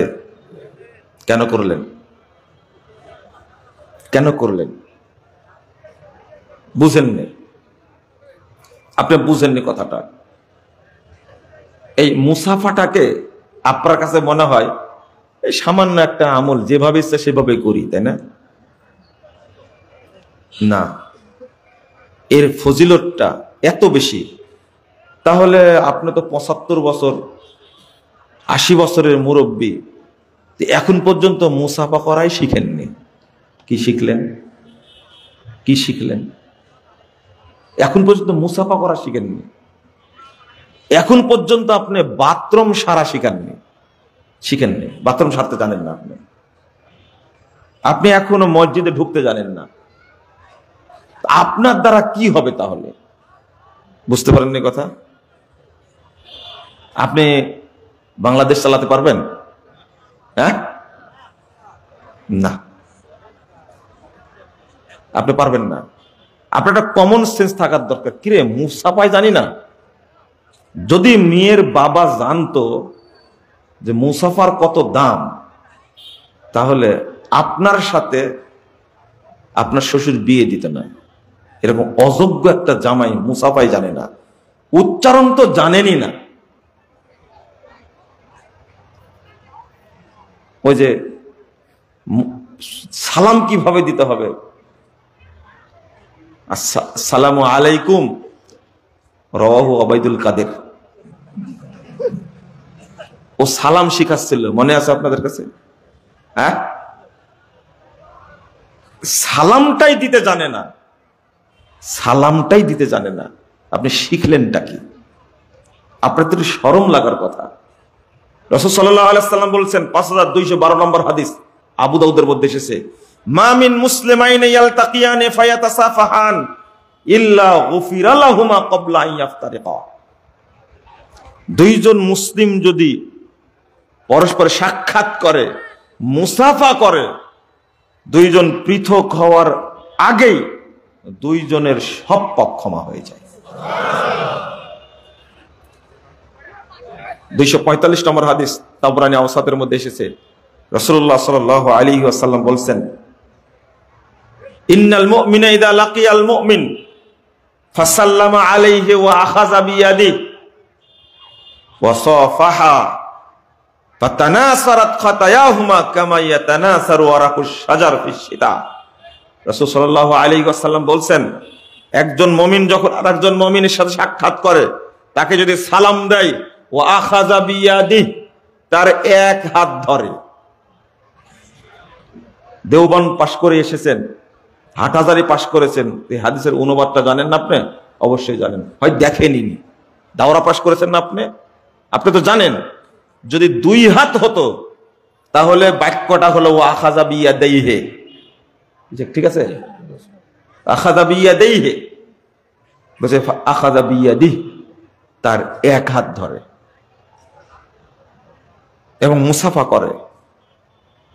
উভয়ের যত পাপ অনুরূপ ভাবে ঝরে যাবে, যেভাবে শীতকালে গাছের পাতা পড়ে গাছ পাতাশূন্য হয়ে যায়। এটা হলো মুসাফার ফজিলত। কিসের? মুসাফার ফজিলত। আপনি এক হাত দিয়ে মুসাফা করাই শিখেননি, বলেন তো আপনি? যখন আপনি মুসাফা করার সময় আপনার 2 হাত আমার 2 হাত 4 হাত লাগাই দিলাম, বলেন তো পাপ কমছে না বাড়ছে? এই তো, এই জন্য আমাকে দেখতে পারেন না আপনারা, এই জন্য আমাকে গালি দেন। হাত দিয়ে বলছেন নাহমাদুল্লাহ ওয়া নাস্তাগফিরুহু, বলেন তো পাপ বাড়ছে না কমছে? এই নাহমাদুল্লাহ ওয়া নাস্তাগফিরুহু এর দলিল পৃথিবীতে পাওয়া যাবে না, খুঁজেন আপনি। ইয়াগফিরুল্লাহু লানাকুম, আরে সালামটাই দোয়া, কিন্তু মুরব্বি ইয়াগফিরুল্লাহু লানাকুম এটা যত সুন্দর করে বলে, সালামটা তত সুন্দর করে বলতে জানে না। অত সালামটাই দোয়া। এরপরে বলছেন যত ঝাঁকি তত নেকি। এরপরে কি? মহব্বতে বুকটা ঠান্ডা করে দেয় একবারে। আপনি বলেন পাপ কমছে না বাড়ছে? যে চুমু খাই আরো বাড়বে। তাহলে একটা সুন্নাত, একেবারে সাধারণ একটা সুন্নাত, তবে খুব ফজিলতপূর্ণ, এই সুন্নাতটাকে ডুবানোর জন্য, এই সুন্নাতের নেকি নষ্ট করার জন্য ইবলিস এতগুলো বেদাত আমদানি করেছে। রপ্তানি না, কি করেছে? আমদানি করেছে। আপনাকে ধোঁকা দিয়ে নষ্ট করছে। আর ইবলিসের 2 নম্বর কাজ এটা।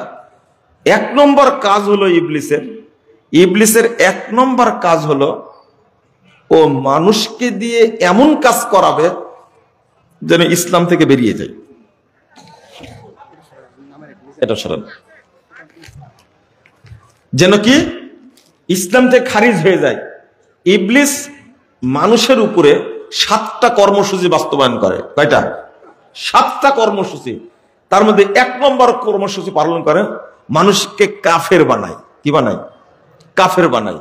আল্লাহ বলছেন ইয ক্বালা লিল কামাসালি শাইতান ইয ক্বালা লিল ইনসানি কুফর ফালাম্মা কাফারা ক্বালা ইন্নী বারিয়্যুম মিনকা ইন্নী আখাফুল্লাহ রাব্বুল আলামিন। ফুসলায় আদম সন্তানকে, ফুসলায় বলে এই কুফরি কর, কুফরি কর।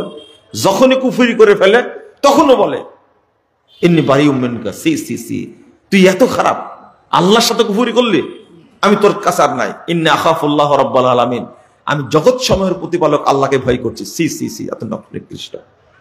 তাহলে ইবলিস এই কাজটা করায়। 2 নম্বর, ইবলিস মানুষকে দিয়ে বেদাত করায়। কি করায়? বেদাত করায়, যেন মানুষ নেকি শূন্য হয়ে যায়। আল্লাহ বারবার বলছেন না, ইন্নাহু লাকুম আদুব্বুম মুবিন। শুনেছেন কথাটা? ইন্নাহু লাকুম আদুব্বুম মুবিন। মানুষ এই জিনিসটা বুঝতে পারে না যে ইবলিস আমার পিছনে লেগে আছে, আমার সমস্ত আমলকে ধ্বংস করে দিবে। কিন্তু আপনি বুঝতে পারছেন না। যে কোনো আমল করবেন, যে কোনো আমল করবেন, তার সাথে আপনি দলিল বুঝে নেবেন। কি বুঝে নেবেন? দলিল। 1718 নম্বর হাদিস সহিহ মুসলিমে এসেছে, আল্লাহ রাসূল সাল্লাল্লাহু আলাইহি ওয়াসাল্লাম বলছেন, মান আমিলা আমালান লাইসা আলাইহি আমরুনা ফাহুয়া রাদ।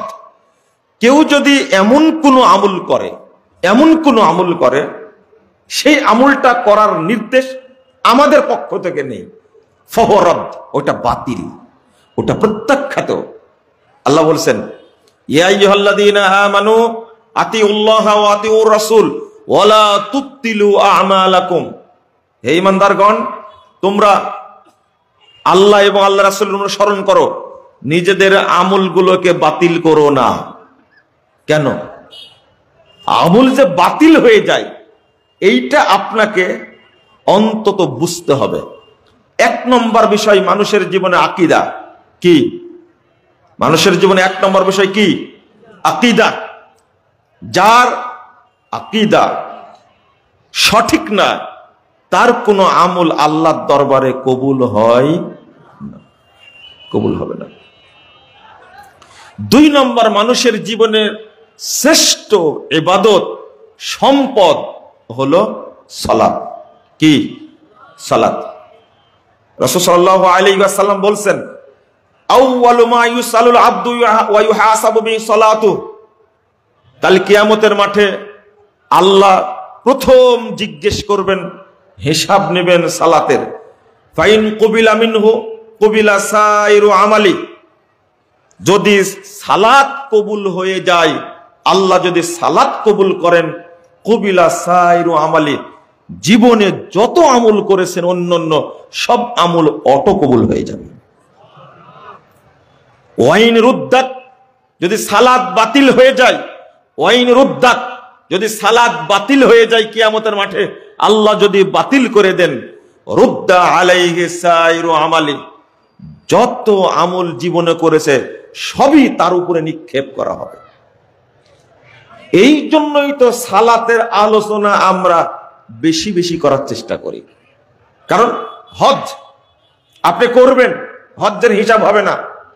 আপনি সিয়াম পালন করবেন, সিয়ামের হিসাব হবে না। আপনি যাকাত দিবেন, হিসাব হবে না। কারণ সালাতের হিসাব সঠিক হলেই, সালাত যদি কবুল হয়ে যায়, অটো অন্যান্য সব আমল আল্লাহ কবুল করবেন। তাহলে 1 নম্বরটা হলো আকীদা। আর ইবাদত হিসাবে 1 নম্বর হলো কি? সালাত।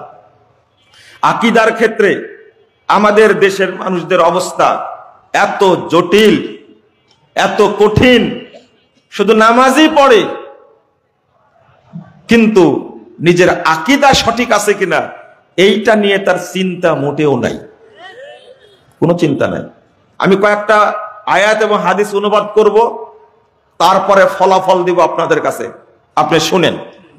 এটা কথা আমার না, আল্লাহ রাব্বুল আলামিন বলছেন, যারা ঈমান এনেছে, মুসলিম, সালাত আদায় করে, হজ করে, উমরা করে, আল্লাহ তাদের সম্পর্কে বলছেন, ওমা ইউমিনু আকসারুহুম বিল্লাহ ইল্লা ওয়া হুম মুশরিকুন।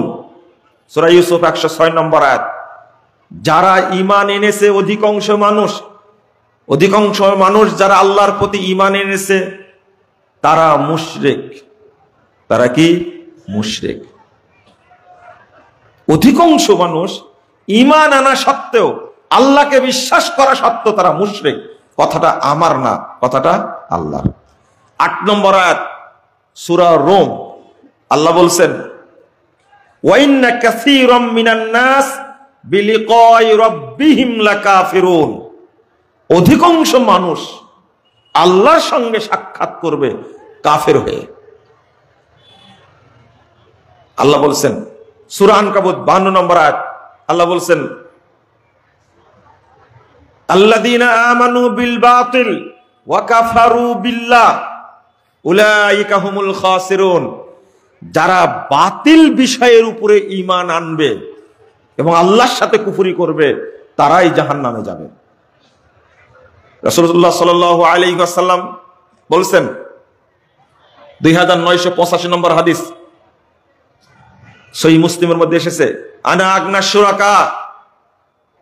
দয়া করে আমার কথাগুলো একটু মনোযোগ দিয়ে শুনুন, কোনো দিকে মন দিবেন না। আমি আগে ঘোষণা দিই যে যারা চলে যাওয়ার দরকার তারা চলে যান, এটা কিন্তু আমার একটা অভ্যাস। কারণ আমরা একটা জিনিস বুঝানোর চেষ্টা করি মানুষকে, কিন্তু আপনার মন যদি আনচান আনচান করে তাহলে আপনি বুঝবেন না, মনোযোগী নাই আপনার। এত কষ্ট করে কি লাভ হলো? কি বলছিলাম?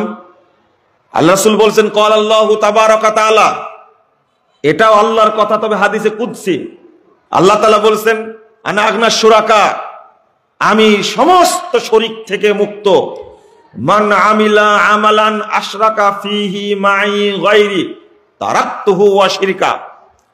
যে ব্যক্তি কোনো আমল করবে আর ওই আমলের সাথে, আমলের মধ্যে আমার সাথে অন্য কিছু শরীক করে, তাহলে আমি তাকেও বর্জন করি, তার শরীককেও বর্জন করি। শিরিক করলে আপনি আল্লাহর বান্দা হিসাবেই গণ্য না, আপনি আল্লাহর বান্দাই না। শিরিক করলে বলতেন তারাকতুহু ওয়া শিরকাহু, তার শরীককেও বর্জন করি, যে শিরিক করে আমি তাকেও বর্জন করি, তার সাথে আমার কোনো সম্পর্ক নাই। আর একটা হাদিস রাসূলুল্লাহ সাল্লাল্লাহু আলাইহি ওয়াসাল্লাম বলছেন 30992 নম্বর হাদিস, মুসান্নাফ ইবনে আবি শাইবার মধ্যে এসেছে, ইয়াতি আলান নাস জামান, মানুষের সামনে একটা যুগ আসবে, একটা সময় আসবে, মানুষের সামনে একটা যুগ আসবে, সময় আসবে, ইয়াসতামিউনা ইয়াসাল্লুনা ফিল মাসাজিদ, মানুষরা দলে দলে মসজিদে যাবে, সালাত আদায় করবে, সব মসজিদ মুসল্লি দ্বারা পূর্ণ থাকবে, কোনো মসজিদ ফাঁকা থাকবে না, সব মসজিদে মুসল্লি থাকবে, মুসল্লি দ্বারা পূর্ণ থাকবে। ওয়ালাইসা ফীহিম মুমিন, কিন্তু কোন মসজিদে একজন ইমানদার খুঁজে পাওয়া যাবে না। আজকে মুসল্লি আছে, সালাতের বক্তব্য আছে, কিন্তু মুসল্লিরা সব বেঈমান, ইমানেরও আলোচনা নাই। আপনারা শুধু নামাজের ওয়াজ শুনতে চান, সুদের শুনতে চান, পর্দার শুনতে চান, ঘুষের শুনতে চান। অন্তরে ঈমান যদি না থাকে, এদিকে ভালো করে শুনেন, কল্পটা যদি ঈমানি অন্তর না হয়, অন্তরটা যদি ঈমানি অন্তর না হয়, অন্তরে যদি ঈমান না থাকে, পর্দার ওয়াজ করে শুধু না, গুলে যদি খাওয়াই দেওয়া হয়, সুদের ওয়াজ করে শুধু নয়, কোরআন হাদিস যদি গুলে খাওয়া দেওয়া হয়, আর যদি 1000 বছর আপনি সুদের ওয়াজ করেন, আপনার বেঈমান ঈমানে, বেঈমান অন্তরে কোনো দিন ঢুকবে না, এবং ঢুকে না। তাই আপনি সালাত আদায় করছেন 80 বছর যাবত, এখনো আপনি সুদ ছাড়েননি, আপনি একটা পাকা মুনাফিক। আপনি সালাত আদায় করছেন 80 বছর যাবত, এখনো বিড়ি খাওয়া ছাড়েননি, সিগারেট খাওয়া ছাড়েননি, ইয়াবা খাওয়া ছাড়েননি, মদ খাওয়া ছাড়েননি, গাঁজা খাওয়া ছাড়েননি, আপনি একটা তাজা মুনাফিক। সালাত আপনার কি করতে পেরেছে? সালাত উপকার করতে পারেননি। একজন মহিলা 75-80 বছর যাবত সালাত আদায় করছে, ও আজও পর্দা করে না। ইতিমধ্যেই মারা গেছে। যে সমস্ত আলেম বলেছে পর্দা করা ফরজ, পেট পিঠ ঢাকা ফরজ, যে সমস্ত আলেম বলে গেছেন যে যৌতুক নেওয়া হারাম, সুদ খাওয়া হারাম, ঘুষ খাওয়া হারাম, টাকনোর নিচে প্যান্ট পরা হারাম, দাড়ি কাটা ছাঁটা এক মুষ্টি রাখা হারাম, দাড়ি ছেড়ে দিতে হবে, যে সমস্ত বড় বড় আলেম এই বক্তব্য দিয়ে মারা গেছেন, আপনি 80 বছর যাবত তাদের বক্তব্য শুনছেন। 80 বছর হয়ে গেছে, 70 বছর হয়ে গেছে, আপনি এত বড় মুনাফিক, এত বড় মুনাফিক, আপনার কানে এখন পর্যন্ত এই কথাগুলো ঢোকেনি। আপনি কত বড় মুনাফিক আপনি চিন্তা করে দেখেন। আপনি উবাই ইবনে কি ওর নাম আব্দুল্লাহ বিন উবাইয়ের চেয়েও আপনি বড় মুনাফিক একটা, আমার কাছে মনে হয়। কারণ ও মুনাফিক ছিল কয় বছরের, আর আপনি মুনাফিক কত বছরের? কত বছরের মুনাফিক আপনি? যদি জিবরিল আমিন এসে বক্তব্য দেয়, সুদের বক্তব্য দেয়, আপনার অন্তরে ঢুকবে না, তালা মারা আছে ওখানে, ঈমান ঢোকেনি, ওখানে শয়তান ঢুকে আছে, ওই জায়গা তালা মারা আছে, ঢুকবে না। আগে অন্তর পরিষ্কার করতে হবে। এই জন্য ঈমান দরকার। আল্লাহ রাসূল বলছেন সবাই বেঈমান, কিন্তু মারাত্মক ব্যাপার হলো সবাই মুসল্লি। আচ্ছা, আপনি কি বিশ্বাস করেন যে ঈমান না থাকলে আপনার ইবাদত কবুল হবে? হ্যাঁ, কেউ তাহাজ্জুদ পড়ে 200-300 বছর, 1000 বছর যাবত কেউ তাহাজ্জুদ পড়ে, তো কোনোদিনও ওযু করেনি, কবুল হওয়ার সম্ভাবনা আছে? হ্যাঁ, কবুল হবে না? 1 বছরের কবুল হবে না? তো ওযু না করলে যদি কোনো ইবাদত কবুল না হয়, সালাত যদি কবুল না হয়, তা আপনার কি বিশ্বাস হয় বেঈমান লোকের কোনো ইবাদত কবুল হবে না? তো আপনি করেন কেন? এই হাদিসটা কোথায় রাখবেন? তাহলে এরা কারা? মসজিদ ভর্তি মুসল্লি, প্রত্যেকটা মসজিদ ভর্তি মুসল্লি, একজন ইমানদার নাই। এরা কারা? এরাই হলো মুশরিক, এরাই হলো মুনাফিক। ও মুনাফিক চিনেন না, তাই না?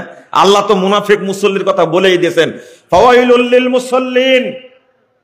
সাহাবীরা এই আয়াত অনুবাদ করতেন ফাওয়াইলুল লিল মুনাফিকিন, যারা মুনাফিক মুসল্লি তাদের জন্য ওয়াইল।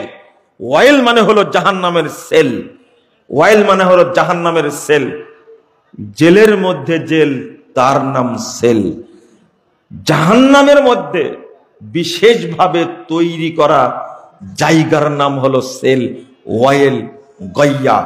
আল্লাহ বলছেন সূরা মারিয়াম 59 নম্বর আয়াত, ফাসাউফা ইয়ালকাউনা গাইয়া ফাখালাফা মিন বাদিহিম খালফুন আদাউস সালাহ ওয়াত্তাবাউশ শাহওয়াত ফাসাউফা ইয়ালকাউনা গাইয়া। শোনো, এরা হলো অপদার্থ জাতি, যারা সালাতকে নষ্ট করে, প্রবৃত্তির অনুসরণ করে, যারা সালাতকে নষ্ট করে, প্রবৃত্তির অনুসরণ করে, সালাত পড়ে কিন্তু সালাতের হক আদায় করে না। মান আদ্দাহা, আল্লাহ রাসূল সাল্লাল্লাহু আলাইহি ওয়াসাল্লাম বলেছেন মান আদ্দা হাক্কাহা, যে ব্যক্তি সালাতের হক আদায় করে সেই সালাত কবুল হবে, আর যে ব্যক্তি হক আদায় করে না রুদ্দাত আলাইহি, সালাত তার উপরে নিক্ষেপ করা হবে, সালাতকে তার উপরে নিক্ষেপ করা হবে। আমি বুঝাতে চাচ্ছি, রাসূল সাল্লাল্লাহু আলাইহি ওয়াসাল্লাম বলছেন যে ব্যক্তি সালাতের হক আদায় করে না সে হলো মুনাফিক। এরা কিন্তু বেনামাজি না, এরা কিন্তু কি বেনামাজি না, এরা কি নামাজি মুনাফিক, নামাজি মুনাফিক। আল্লাহ বলছেন ফাসাউফা ইয়ালকাউনা গাইয়া, তারা গাইয়া নামক জায়গায় নিক্ষিপ্ত হবে। গাইয়াটা হলো, ইবনে মাসউদ রাদিয়াল্লাহু আনহু বলছেন ওয়াদিন ফি জাহান্নাম, তোমরা শুনে রাখো জাহান্নামের একটা বিশাল উপত্যকা, বিশাল দ্বীপ, এই দ্বীপটা হলো ওয়াইল, এই দ্বীপটা হলো, এই সেলটা হলো গাইয়া। বাহিদুল কর, যে সেল হবে সবচেয়ে গভীর, খবিসুত তুআম, যে সেলের খাবারগুলো হবে দুর্গন্ধযুক্ত, পচা, এতই দুর্গন্ধ। ইমাম আহমদ রাহিমাহুল্লাহ বলছেন ওয়াদিন ফি জাহান্নাম মিন দামিন ওয়া কাইহিন, তোমরা শুনে রাখো এই জাহান্নামটা তৈরি করা হয়েছে দুইটি জিনিস দ্বারা, এই উপত্যকাটা তৈরি করা হয়েছে দুইটা জিনিস দ্বারা, একটা হলো পচা রক্ত আর একটা পচা পুঁজ। এখানে অন্য কোনো খাদ্য নাই, শুধু দুইটা জিনিস আছে। আর এই জায়গায় আল্লাহ রাখবেন মুনাফিক মুসল্লিদেরকে। আপনি সালাতের সাথে বদমাশি করেছেন, আপনি সালাত পড়েছেন কিন্তু সালাতের হক আদায় করেননি, পড়েছেন দেরি করে, সালাত পড়েছেন দেরি করে। 2 নম্বর, সালাত পড়েছেন নবীর তরিকা বাদ দিয়ে, নবীর তরিকা বাদ দিয়ে নিজস্ব তরিকায় পড়েছেন। যে ব্যক্তি নামাজ পড়ে না সে যেমন বেনামাজি, যে ব্যক্তি নামাজ পড়ে নবীর তরিকায় পড়ে না সেও বেনামাজি। কোনো লাভ নাই, কোনো লাভ নাই, কোনো লাভ নাই। সালাত কি জিনিস, সালাত কি জিনিস, বাংলাদেশে আমার কাছে মনে হয় একজন মানুষ বুঝেছিলেন সালাতের ব্যাপারে। 2013 সালের 25শে ডিসেম্বর আমার কাছে স্বাক্ষরিত একটা পত্র আসে আমার কাছে, লিখেছিলেন আল্লামা দেলোয়ার হোসেন সাঈদী রাহিমাহুল্লাহ। তিনি পত্র লিখলেন, পত্রের শিরোনাম দিয়েছেন ভুল সংশোধনে সফলতা আছে, ব্যর্থতা নেই, লজ্জারও কিছু নেই। বুঝেননি কথাটা? না না, আপনি ঠিক বললে হবে না, এটা কিন্তু একটা ঠিকাদারি না, এটা ঠিকাদারি না। বুঝে বলেন তো ঠিক পারেন কিনা? ভুল সংশোধনে সফলতা আছে, ব্যর্থতা নেই, লজ্জারও কিছু নেই। আপনি কিয়ামত পর্যন্ত চাইলেও এই ধরনের কথা বলতে পারবেন না, আমার ভুল হয়েছে আমি সংশোধন করে নিলাম, আপনি বলতে পারবেন না। আপনার মনে অহংকার আছে, অথচ আপনাকে কেউ চিনে না, অথচ আপনার কেউ চিনে না। আমার নামে তো অনেক মিথ্যাচার করলেন, তাই না? আগে বলতে পারিনি, এখন তো বলা তো যাচ্ছে। হ্যাঁ, শুধু এক বক্তব্যে আবেগে বলে ফেলেছিলাম ঘটনা, তাই ডিজিএফআই আমাকে যে নির্যাতন করেছে, ডিবি যে নির্যাতনটা করেছে, সিআইডি যে নির্যাতন করেছে, হিসাব করা যাবে না। 2013 সালের 25শে ডিসেম্বরের চিঠি আর 2014 সালের 7ই নভেম্বর আমিও এই সুন্নাত পালন করার জন্য, লাল ঘর দেখার জন্য আমিও গেছিলাম, বুঝছেন? 3 মাস 22 দিন একই সঙ্গে ছিলাম। বুঝেছি তিনি মাঝে মাঝেই বলতেন যে, ঘুরে একসঙ্গে হাঁটছে, ঘুরে বুকে হাত দিয়ে বলছেন, বাবা আমার জন্য তুমি দোয়া করো, আল্লাহ যেন আমার 2 রাকাত সালাত কবুল করেন। আমি বলতাম না না, এই দোয়া করব না, আল্লাহ যেন আপনার সব ইবাদতই কবুল করেন। তখন বলছেন, না না না, আমি এত বড় দোয়া চাই না, সালাত কারো যদি 2 রাকাত কবুল হয়ে যায় তাহলে সে সফল, সে জান্নাতে যাবে, এটা আমার কাছে মনে হয়, তুমি আমার জন্য 2 রাকাতের জন্যই দোয়া করো। কি বুঝলেন আপনারা? সালাত কবুল হওয়া কত জরুরি, কত জরুরি সালাত কবুল হওয়া। শুধু পড়লেই হবে না, সালাত কবুল হওয়া জরুরি, কিন্তু আপনি সেটা নিয়ে কোনো চিন্তাই করেন না। রাসূল সাল্লাল্লাহু আলাইহি সাল্লাম বলেছেন, আমার উম্মতের মধ্যে ইন্নার রাজুলা লা ইউসাল্লি 60 সানা, আমার উম্মতের মধ্যে অনেকেই সালাত আদায় করবে 60 বছর যাবত, মা তুকবালু লাহু সালাতুন, তার একটা সালাতও কবুল হবে না। বুঝেন না মনে হয় কথাটা? আপনাদের কারো বয়স তো 60 বছর হয়নি, তাই না? হয়নি তো কারো বছর বয়স। আল্লাহ রাসূল বলছেন, আমার উম্মতের লোক বহু মুসল্লি সালাত আদায় করবে 60 বছর পর্যন্ত, মা তুকবালু লাহু সালাতুন, কিন্তু তার একটা সালাতও কবুল হবে না, গ্রহণ করা হবে না। নেন এবার বুঝার চেষ্টা করেন। আর তারগিব ওয়াত তারহিব 2 নম্বর খণ্ডে 232 পৃষ্ঠা হাদিসে বর্ণিত আছে, হাদিসের সনদ সহিহ। আপনি যাবেন কোথায়? রাসূল সাল্লাল্লাহু আলাইহি সাল্লাম বলেছেন, রুব্বা মুসাল্লিন লা খালাকা লাহু ইনদাল্লাহি আযজা ওয়া জাল, 287 নম্বর হাদিস, তাবরানী আওসাদের মধ্যে এসেছে। আল্লাহ রাসূল বলছেন, বহু মুসল্লি সালাত আদায় করে, কিন্তু তাদের সালাতের কোনো নেকি আল্লাহর কাছে নাই। কার কাছে আছে?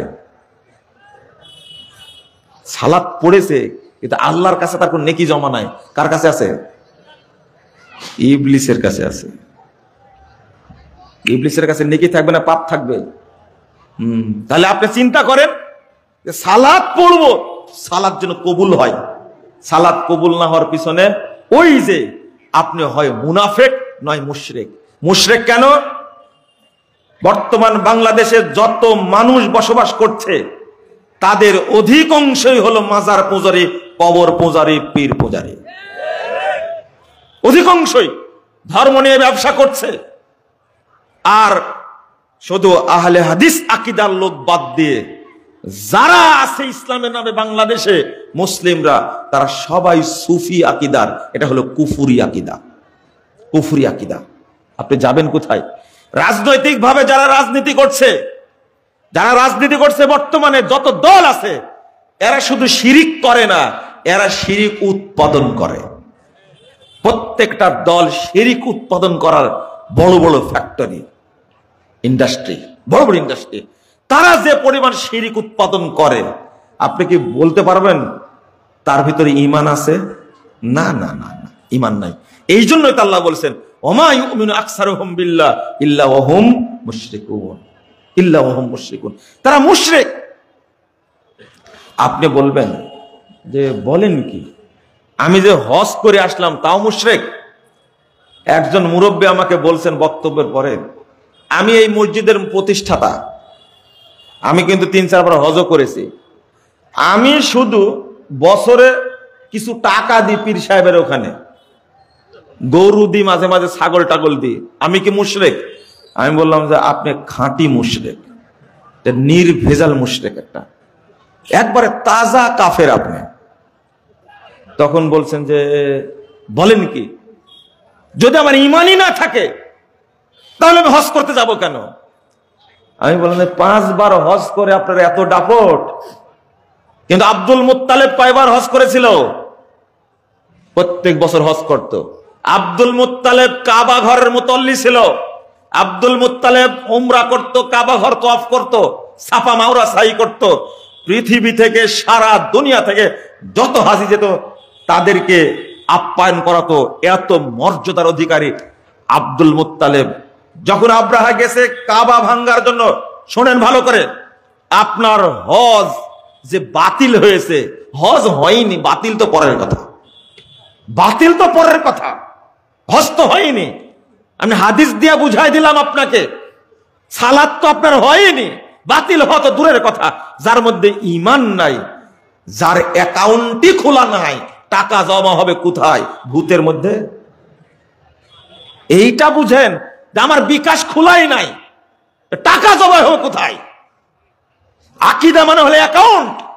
ব্যাকআপ তুমি বুঝো না মানে তুমি অশিক্ষিত মানুষ, কিন্তু বিকাশ অ্যাকাউন্ট তোমার আছে, নগদ অ্যাকাউন্ট আছে, কিভাবে টাকা তুলতে হয়, কিভাবে পিন নাম্বার দিতে হয়, সব তোমার জানা আছে। আর তুমি বলো আমি সাধারণ মানুষ, আমি কিছুই জানি না। সব জানো। আল্লাহর কাছে বলতে পারবা তুমি? তুই শুধু দিনকে উপেক্ষা করো। যেটা বলছিলাম, আব্রাহা গেছে কাবা ভাঙতে, কিন্তু আব্রাহার লোকের আব্দুল মুত্তালেবের উটগুলো নিয়ে চলে গেছে। আব্দুল মুত্তালেব আব্রাহার কাছে গিয়ে বলছে, এ আব্রাহা, তোমার লোকেরা আমার উটগুলো চুরি করেছে, উটগুলো দিয়ে দাও। তখন আব্রাহা বলছে, আমি শুনেছি তুমি কাবার মুতল্লি, মক্কার নেতা, আরবের প্রভাবশালী ব্যক্তি, আমি আসছি কাবা ভাঙতে আর তুমি আসছো উট নিতে। তখন বলছে, উটের মালিক আমি, কাবার মালিক আল্লাহ, আমার উটগুলো দেওয়া দাও, আমার ঠেকা পড়েনি। কাবার মালিক আল্লাহ, আল্লাহ দেখবেন কাবাকে। কি ঘটনা ঠিক হয়েছে? বলেন তো, আব্দুল মুত্তালেবের ঈমান আর আপনার ঈমান, দুজনেরটা কার বেশি ঈমান বলেন তো আল্লাহর প্রতি? হ্যাঁ, কার ঈমান বেশি? অন্তত আপনি বলতে পারবেন, লজ্জা পাচ্ছেন তাই বলবেন না, তাই না? অন্তত আপনার ঈমানের চেয়ে অনেক বেশি পাওয়ারফুল ঈমান ছিল আব্দুল মুত্তালেব। কিন্তু আব্দুল মুত্তালেব আছে কোথায়? আবার ঠিকও বলছেন আপনারা। আব্দুল মুত্তালেব আছে কোথায়? জান্নাতে, তাই না? ঘি খাচ্ছে জান্নাতে, ঘি খাচ্ছে, মাখন খাচ্ছে। আব্দুল মুত্তালেব জাহান্নামে গেছে এত ভালো কাজ করার পরে, আর আপনি বেদাতি মসজিদের মুতল্লি হয়ে এত পাওয়ার, একবার হজ করে এত পাওয়ার, 2 বার উমরা করে এত পাওয়ার।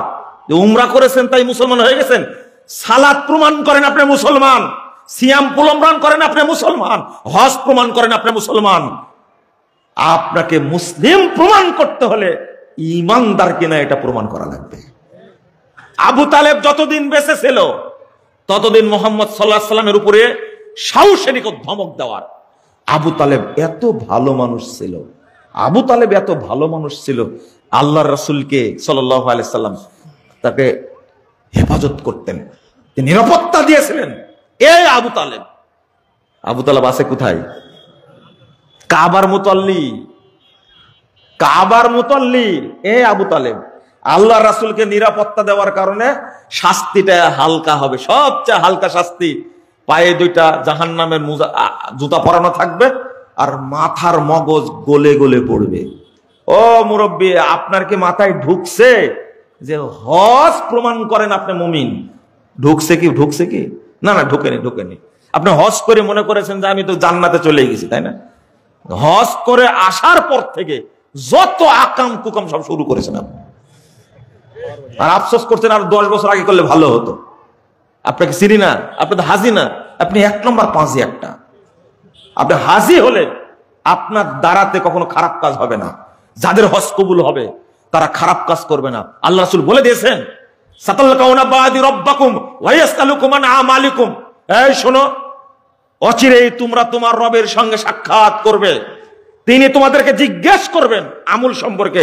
ফালা তারজিউ বাদি দুল্লালা, আজকের দিনের পরে খারাপ হয়ে যাও না, আজকের দিনের পরে খারাপ হয়ে যায় না। হাজী সাহেব হজ করে আসার পরে এতই পাকামো শুরু করেছে, বাংলাদেশের মানুষ যে পরিমাণ হজ করে ভালো হয়ে গেলে এত দুর্নীতি হতো না। হতো? যারা দুর্নীতি, যে যত বড় দুর্নীতিবাজ সে ততবার বেশি হজ করেছে বাংলাদেশে, তাই না? আপনারা তো স্বীকার করবেন না, স্বীকার করলেই বা কি, না করলে বা কি, এই দেশটাকে ভঙ্গুর করে ছেড়ে দিয়েছে। আর আপনার ভাগ পাবেন ইনশাল্লাহ, আপনি পাবেন, আপনি পাবেন, টেনশন করবেন না। রংপুরের আইবু সাইদ মারা গেছে, এর ভাগ আপনি পাবেনই, আপনি কোনো টেনশন করবেন না, কোনো টেনশন করেন না। সারা বাংলাদেশের মানুষ যদি এই হত্যার প্রতি রাজি থাকে, সারা বাংলাদেশের মানুষকে আল্লাহ মুখের উপরে ভর করে জাহান্নামে দেবে। আপনি কোনো টেনশন করবেন না, এটা ফাইনাল, এটা ফাইনাল।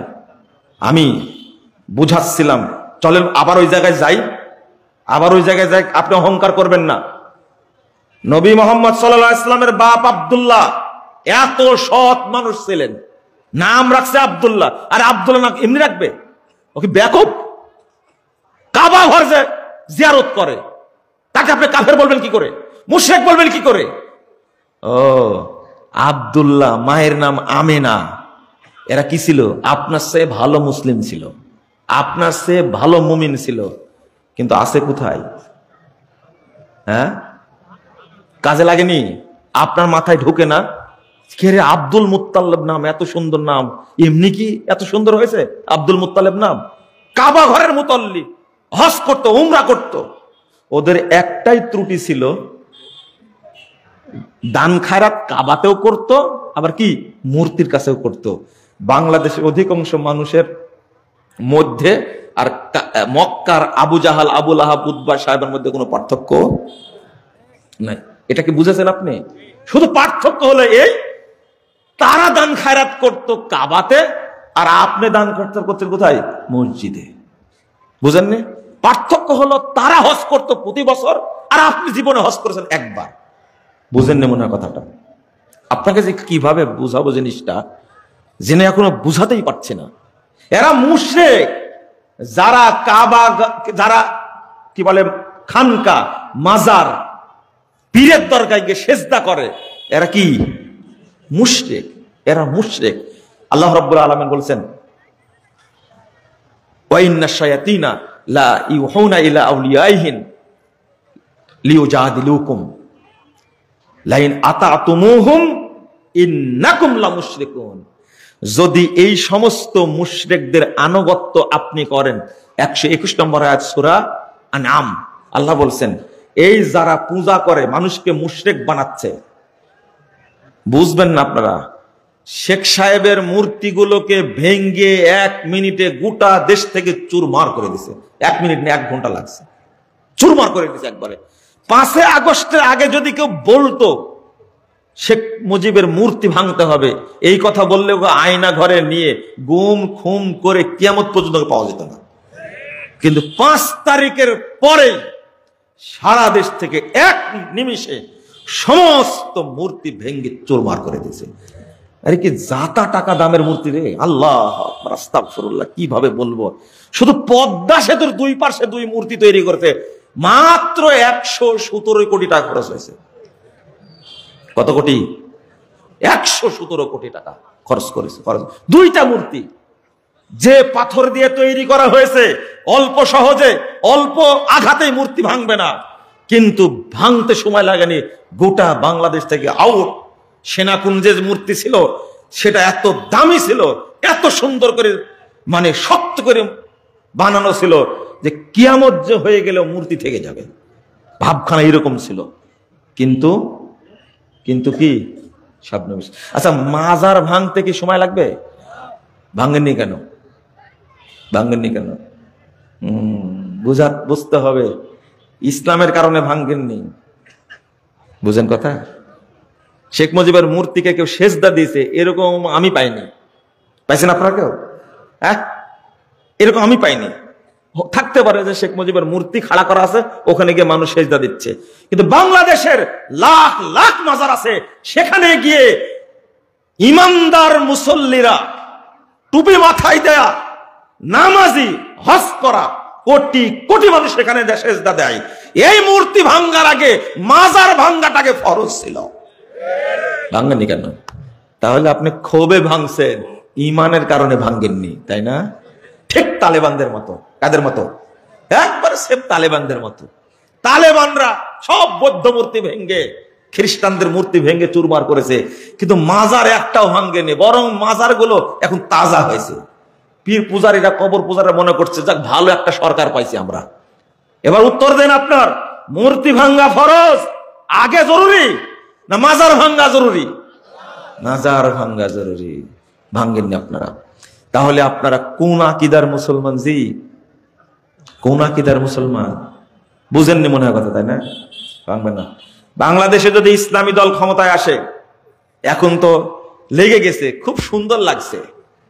এই যে তবলিগের দুই গ্রুপে লাগছে, গতকালকে হেফাজত থেরাপি, তবলিগ থেরাপি দেওয়া লাগছে।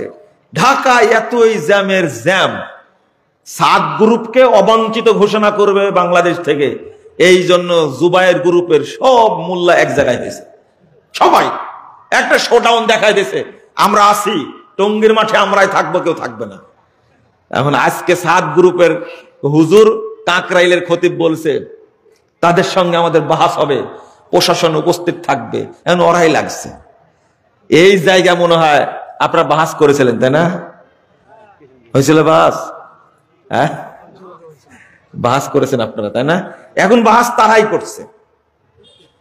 2 পর্বে ইজতেমা করবে, অবাঞ্ছিত ঘোষণা করেছে। আর সাদ সাহেবকে যে গালি দিচ্ছে এত সুন্দর ভাষায়, সাদ হেফাজতের আমির বলছেন জামাত ইসলাম কোন ইসলামী দল নয়। নেন এবার এ দুটো একটু মিলাই দেন না, বুঝেননি কথা? বলছে জামাত ইসলাম ক্ষমতায় আসলে এরা মওদুদের ইসলাম প্রতিষ্ঠা করবে। হেফাজত বলছে এটা, বুঝেননি মনে হয় কথাটা, তাই না? আপনার কি মনে হয় যে বাংলাদেশে এই ইসলামী দলগুলো ক্ষমতায় আসলে তারা ইসলাম প্রতিষ্ঠা করবে? না না, মারামারি প্রতিষ্ঠা করবে। কি করবে? মারামারি, গোতাগুতি প্রতিষ্ঠা করবে। এই জন্য তো আল্লাহ হাসেনা পাঠায় মাঝে মাঝে। কাকে পাঠায় আল্লাহ? তোরা হুজুরেরা ঠিক না, মন্দির ঠিকই পাহারা দিলেন। আকীদা শুনেন, মন্দির ঠিকই পাহারা দিলেন, পূজা মন্দির, কিন্তু আহলে হাদিস মসজিদও ভেঙ্গে দিলেন, তাই না? ভাঙ্গেনি? লা ইলাহা ইল্লাল্লাহ। শুনেন আকীদা, কত সুন্দর আকীদা আপনার। ব্রাহ্মণবাড়িয়া মসজিদ তৈরি করবে ভাইরা, আহলে হাদিস ভাইরা, মসজিদ 21 সালে প্রতিষ্ঠা করেছে। ছাপড়ার মসজিদ ছিল, ভেঙ্গে দিয়েছে, 3 তলা ভিত্তি দিয়ে মসজিদ করবে।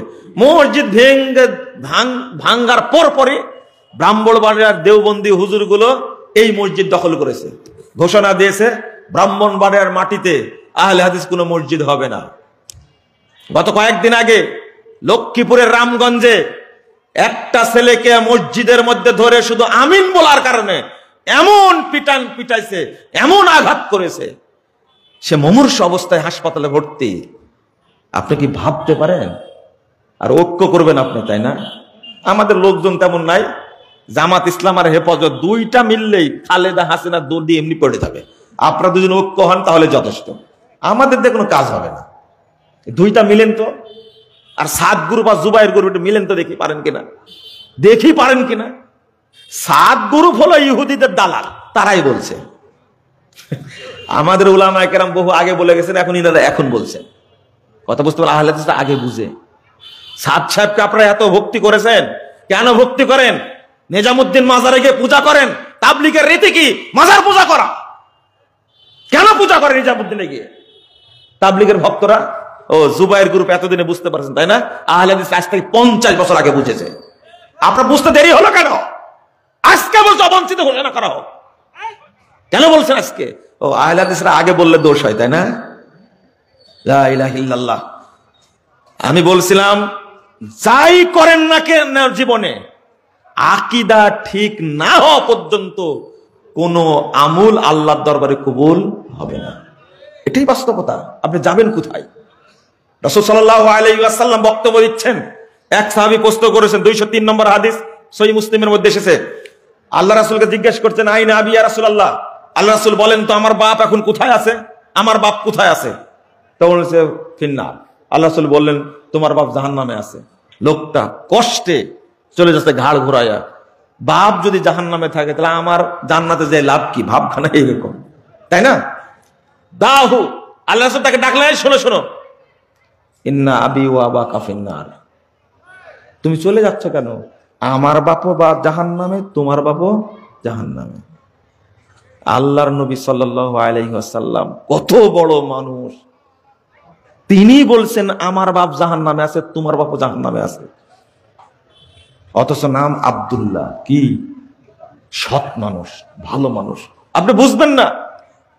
মা আমেনা, মা আমেনা, ও গান তো খুব গাইলেন আমেনার নাম দিয়ে, তাই না? দেখ আমেনার মায়ের কোলে দোলে শিশু, ইসলাম দোলে। তারপর কি কি হাসি মুখে কসি মুখে, কসি মুখে শাহাদাতের বাণী শেষ সময়। এত বড় মিথ্যা কথা বললেন আপনি, হ্যাঁ? শাহাদাতের বাণী কি কোলে থেকে শুরু করেছিলেন? এটা যদি ঈসা আলাইহিস সালামকে বলতেন কত ভালো হতো, তাই না? কি করেছিলেন? ঈসা আলাইহিস সালাম। কিন্তু মুহাম্মদ সাল্লাল্লাহু আলাইহি সাল্লামের উপরে শরীয়ত নাজিলই হয়েছে 40 বছর বয়সে। শাহাদাতের বাণী কই পেলেন উনি? বুঝেন মনে হয় কথাটা, তাই না? এটা আজকে আবার সমালোচনা করবেন আপনারা, করেন। আমি তো আপনার মতো ভূত না, যা বলবেন তাই মেনে নিব। শাহাদত পেলেন কোথায়? আল্লাহর নবী সাল্লাল্লাহু আলাইহি ওয়াসাল্লাম শাহাদত পেলেন কোথায়? কোথায় পেলেন? 40 বছর বয়সে ওহী নাজিল হলো, তার আগে ওহী নাজিল হয়েছে? তাহলে পেলেন কোথায়? মারা গেছেন আমেনা, আল্লাহ রাসূল কবর জিয়ারত করতে গেলেন, সাহাবীরা বলতে 876 নম্বর হাদিস সহিহ মুসলিম বলছেন যে ফাবাকা ওয়াবকা মান হাওলাহু, তিনি কাঁদলেন আর যারা তার পাশে ছিল তাকে কি কাঁদেন, ফুপায় ফুপায় কাঁদছেন। আল্লাহ রাসূল বলছেন আমি আমার রবের কাছ থেকে ইস্তেজানতু রব্বি আন আযুরা কবরাহা, আমি আমার মায়ের কবর জিয়ারত করার জন্য আল্লাহর কাছে অনুমতি চাইলাম। আন আস্তাগফির লাহা, তাকে আমি চাইবো আল্লাহ যেন ক্ষমা করে, আমি ক্ষমা চাইবো। ফালাম ইউজানলি, কিন্তু আমাকে অনুমতি দেওয়া হলো না। এরপরে বললো আমাকে জিয়ারত করার অনুমতি দেন, আমি জিয়ারত করতে গেলাম। তা আমি না খারাপ মানুষ ছিলেন? কোন প্রমাণ আছে? জিয়ারত করতে পারলেন না কেন? কেন পারলেন না? একটাই কারণ, একটাই কারণ। শোনেন, কুফরি তো চলবে না, শিরিক তো চলবে না। ইসলাম আর শিরিক, তাওহীদ আর শিরিক, তাওহীদ আর তাগুত একসঙ্গে মিশ্রণও চলবে না। এটা আরো বড় হারাম, এটা আরো বড় হারাম। আজকে বাংলাদেশের লোকজন খুব সুন্দর একটা রাষ্ট্র প্রতিষ্ঠা করবেন, সেই রাষ্ট্রটা হবে আমেরিকার মতো। কার মতো? দেখছেন, আমেরিকার মানুষ জাতে মাতাল তালে ঠিক। হ্যারিসকে ভোট দিল না, কাকে ভোট দিছে?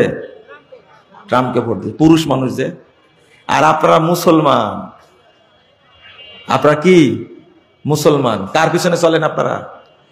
আমেরিকার লোক তাই মহিলার পিছনে চলে না, চিন্তা করতে পারছেন? ঠিকই আগে হিলারিকে ফেল করে ট্রাম্প জিতলো, এবার কমলা হ্যারিসকে জিতায় ট্রাম্প জিতলো, কিন্তু মাঝখানে বাইডেন ঠিকই এসেছিল, ভোট ঠিকই দিয়েছিল। এর নাম হলো আমেরিকা, জাতে মাতাল টালে ঠিক। আপনি বুঝবেন না তো এটা। হিন্দু খ্রিস্টান অমুসলিম তারা ছুটে পিছনে পুরুষের পিছনে, আর আপনারা মুসলিম হওয়া সত্ত্বেও ছুটেন কার পিছনে? ওদের তো অনেক ভালো না আপনারা? অনেক ভালো। সি সি সি। 2 নম্বর আর একটা হলো যে আমেরিকা, সিঙ্গাপুর, অস্ট্রেলিয়া, কানাডার মতো রাষ্ট্র করতেছেন আপনারা, তাই করতেছেন, তাই না? নাউযুবিল্লাহ, আস্তাগফিরুল্লাহ। খুব ভালো হবে, আমেরিকার মতো করলে ভালো হবে। ছেলে মাকে ধর্ষণ করে, আর ভাই বোনকে ধর্ষণ করে, ভালো হবে না? হ্যাঁ, সি সি সি, নাউজুবিল্লাহ, আস্তাগফিরুল্লাহ। জেনা ব্যভিচার ছাড়া তাদের কোনো নীতি নাই। ওই বাংলাদেশ না। এই বাংলাদেশ করবেন কি করে? করবেন কি করে? এখান থেকে একটু নিবেন, এখান থেকে একটু নিবেন, কিছু ইসলামের নিবেন আর কিছু কি বাতিল থেকে নিবেন, নিয়ে খুব সুন্দর একটা কি রাস্তা তৈরি করবেন। নুমিনু বিবাদিন ওয়া নাকফুরু বিবাদ। আল্লাহ বলছেন, বলছে দেখো তারা বলে যে শরীয়তের কিছু অংশ নিব আর কিছু অংশ প্রত্যাখ্যান করব, ওয়া ইউরিদুনা আন ইয়াত্তাখিযু বাইনা যালিকা সাবিলা, আর দুইটার মিলে একটা সুন্দর রাস্তা তৈরি করব, সুন্দর রাস্তা। আল্লাহ কি বলছেন জানেন? উলাইকা হুমুল কাফিরুনা হাক্কা, এরাই হলো অরিজিনাল কাফের। বুঝেননি মনে কথা, তাই না? আবু জাহাল, আবুল আহাব, আবু জাহাল, আবুল আহাব এরা মুনাফিক ছিল না? এরা কোনদিন কাবা ঘরে এসে সেজদা দেয়নি। এরা এক নীতিতে ছিল, আমরা কাফের, মূর্তি পূজা করি, মূর্তি পূজা করব, আমরা কখনো কাবা ঘরে গিয়ে আল্লাহকে সেজদা দেব না। ওরা মুনাফিক ছিল না। কিন্তু বাংলাদেশের আমরা আল্লাহকেও সেজদা করি, মাজারে গিয়েও সেজদা করি, মসজিদেও দান করি, মাজারেও দান করি, মক্কাতেও যাই, মন্দিরেও যাই, করি না আমরা? এইটা হলো আল্লাহর কাছে সবচেয়ে খারাপ, জঘন্য। আল্লাযী জাআলা মা'আল্লাহি ইলাহান আখার ফাতুলকা ফি জাহান্নাম মালউমান মাদহুরা। আল্লাহ বলছেন, যে ব্যক্তি এক আল্লাহর সাথে অন্যকে এক করবে, ইসলামী হক, ইসলামের পরে যা কি সব বাতিল। ইসলাম হক, গণতন্ত্র হক না বাতিল? বলেন বাতিল। সমাজতন্ত্র, জাতীয়তাবাদ, ধর্মনিরপেক্ষতাবাদ, পুঁজিবাদ, সব কি বাতিল। আপনারা বলতে পারবেন না বাতিল, আপনারা বলতে পারবেন না। কিন্তু আল্লাহ যে বলে দিচ্ছেন, ইন্নাদ দীনা ইনদাল্লাহিল ইসলাম, আপনাকে আকীদা পোষণ করতে হবে এই মর্মে, ইসলাম ছাড়া অন্য কোন ধর্ম, থিওরি, দর্শন, ইজম, তরিকা, মাযহাব একটাও হক না, সব বাতিল। আল্লাহ বলছেন, ফামাযা বাদাল হাক্কি ইল্লাদ দালাল, হকের পরে বাতিল ছাড়া আর কি আছে? অর্থাৎ বাতিল, অন্যগুলো সব বাতিল। আপোষ চলবে তাওহীদের সাথে, তাগুতের আপোষ চলবে? চলবে না। আপনারা মেনে নেবেন না মনে হয়, এটা চলবে না। শুধু ইসলামকেই মানতে হবে, অন্য কোনো কিছুর কাছে আত্মসমর্পণ করা যাবে না, যাবে না, কোনোভাবেই করা যাবে না। কিন্তু আমাদের অবস্থাটা খুবই জটিল, খুবই কঠিন। আমরা এই অবস্থা থেকে যেদিন আমরা বেরিয়ে আসতে পারবো ইনশাল্লাহ, ইনশাল্লাহ, ইনশাল্লাহ, সেই দিন আল্লাহর পক্ষ থেকে রহমত নাজিল হবে। কিন্তু এই যে মিশ্রিত আকীদা থাকলে আল্লাহর পক্ষ থেকে রহমত নাজিল হওয়ার কোনো উপায় নাই।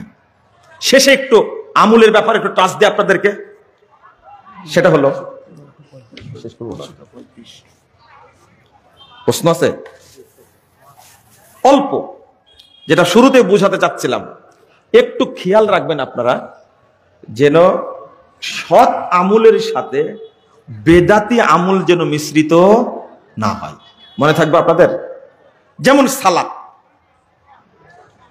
সৎ আমলের সাথে বেদাত মিশ্রিত হওয়ার সাথে সাথে আমল কি হয়ে যাবে? বাতিল হয়ে যাবে। আল্লাহ বলছেন, ইলাইহি ইয়াসআদুল কালিমুত তাইয়্যিব ওয়াল আমালুস সালিহ ইয়ারফাউহু।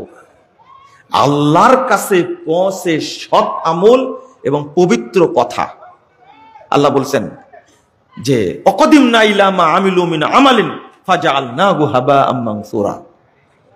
23 নম্বর আয়াত সূরা ফুরকান। আল্লাহ বলছেন যে তাদের আমলগুলো আমি দেখতে যাব, অতঃপর আমলগুলোকে নষ্ট করে দিব। আজকে সালাত নষ্ট হওয়ার পিছনে কারণ কি? সালাত পড়েন, অবৈধ কাজ ছাড়তে পারেন না, তার কারণ কি? সালাত কবুল হয় না। সালাত কবুল হয় না। কেন কবুল হয় না? 1 নম্বর, সালাতের মধ্যে যে পরিমাণ বেদাত ঢোকানো আছে, ওযুতে ভুল, আজানে ভুল। আপনি সালাত আদায় করছেন, দলিল থাকা সত্ত্বেও আপনি বেদাত করছেন। যেমন আপনি সালাত পড়ার সময় জায়নামাজে দাঁড়িয়ে যাচ্ছেন, একটা দোয়া পড়ছেন, কোরআনের আয়াত পড়ছেন, ইন্নী ওয়াজ্জাহাতু ওয়াজহিল্লাযী ফাতারাস সামাওয়াতি ওয়াল আরদ। এই আয়াতটা জায়নামাজে দাঁড়িয়ে পড়েছেন আল্লাহ রাসূল, সাহাবীরা, এর কোনো দলিল আছে? নাই। আপনি পড়ছেন, সালাতটা শুরুই করলেন বিদআত দ্বারা। কি দ্বারা শুরু করলেন? বিদআত দ্বারা শুরু করলেন। মুরব্বি বলে দিয়েছে, ডান পায়ের বুড়া আঙ্গুল যেখানে থাকবে সালাত শেষ করা পর্যন্ত ওখানে রাখতে হবে, সরানো না। এটা এক বিদআত। আপনি যখন সালাত শুরু করলেন তখন বলছেন নাওয়াইতু আন উসাল্লিয়া, নাওয়াইতু পড়েন না আপনারা? এটা এক বিদআত। আমি শুধু বুঝা দিচ্ছি, দেখেন বিদআত কিভাবে হয়। ইমাম সাহেব সালাত আদায়ের সময় সে তো ইমামতি করবে, একটা পাগড়ি বেঁধে নিল, সালাত পাগড়ি বেঁধে সালাত আদায় করতে হবে, এই মর্মে কোনো দলিল নাই সহিহ। এটা একটা বিদআত, যা আছে জাল হাদিস। এরপরে ইমাম সাহেব বলছেন কাতার সোজা করি, মোবাইল বন্ধ করি, উভয়ের মাঝে 4 আঙ্গুল ফাঁক রেখি। এই যে হাদিসে আসছে পরস্পরের মুসল্লিরা পায়ে পা, কাঁধে কাঁধ মিলে একবারে ফাঁক বন্ধ করে দাঁড়াবে। কি বন্ধ করে? ফাঁক বন্ধ করে দাঁড়াবে। আল্লাহ রাসূল বলছেন, মান সাদ্দা ফুরজাতান ফি সাফ রাফাআল্লাহু লাহু দারাজা ওয়া বানা লাহু বাইতান ফিল জান্নাহ। যে ব্যক্তি ফাঁক বন্ধ করে দাঁড়াবে তার মর্যাদা আল্লাহ সম্মান বৃদ্ধি করে দিবেন এবং জান্নাতে তার জন্য একটা ঘর তৈরি করবেন। কত হাদিস আসছে, কিন্তু হাদিসটাকে আপনি বাদ দিয়ে দিলেন, এখানে 4 আঙ্গুল ফাঁকের একটা বিদআত তৈরি করলেন। এটা একটা বিদআত, আমল কবুল হওয়ার সম্ভাবনা নাই। নাই। ওযু করছেন, ওযুর শুরুতেই বলছেন বিসমিল্লাহির রহমানির রহিম, আল ইসলামু হাক্কুন আল কুফরু বাতিলুন, আল ঈমানু নূরুন আল কুফরু যুলমাতুন। ওযু বাতিল, ওযু বাতিল। এক মুরব্বী বলছেন এত বড় দোয়া তাও জাল। আমি বলেন যে আপনার জন্যই তৈরি করেছে, যেন আপনি মনে করেন বড় দোয়া জাল হয় না, বড় দোয়া জাল হয় না। অথচ টোটালি মানুষের তৈরি করা। হাদিসে আসছে শুধু বলল বিসমিল্লাহ। কি বলবে? বিসমিল্লাহ। একটু কানে ঢুকায় নেন তো কথাটা, একটু কানে কথাটা ঢুকায় নেন যে কোরআনের আয়াত বিসমিল্লাহির রহমানির রহিম 114 জায়গায় এসেছে। ওযুর সময় যদি বিসমিল্লাহির রহমানির রহিম বলেন বিদআত, বিদআত হবে। শুধু বিসমিল্লাহ বলতে হবে। কি বলতে হবে? বিসমিল্লাহ। এটাই সুন্নাহ। আর যত বড় দোয়া তৈরি করেছে, ওযু বাতিল হবে না। বলছে খালি গায়ে ওযু করবেন না, এক বিদআত। দাঁড়িয়ে ওযু করবেন না, এক বিদআত। মাজা হেলে ওযু করবেন না, এটা এক বিদআত। ওযু করার সময় উঁচু জায়গায় বসবেন, এটা এক বিদআত। কিবলামুখী হয়ে বসবেন, এটা এক বিদআত। আপনি কি বুঝতে পারছেন? এগুলো সব ওযুর বিদআত। কিসের? ওযুর বিদআত। সি সি সি। অথচ এত শর্ত নাই। আরেক বিদআত হলো ওযুর অঙ্গের পানি যেন বদনার মধ্যে না পড়ে। আল্লাহ রাসূল নিজেই বদনার মধ্যে হাত ঢুকায়া পানি তুলে ওযু করতেন, তাহলে বদনার মধ্যে পড়তো না। এইগুলো কেন কেন জানেন?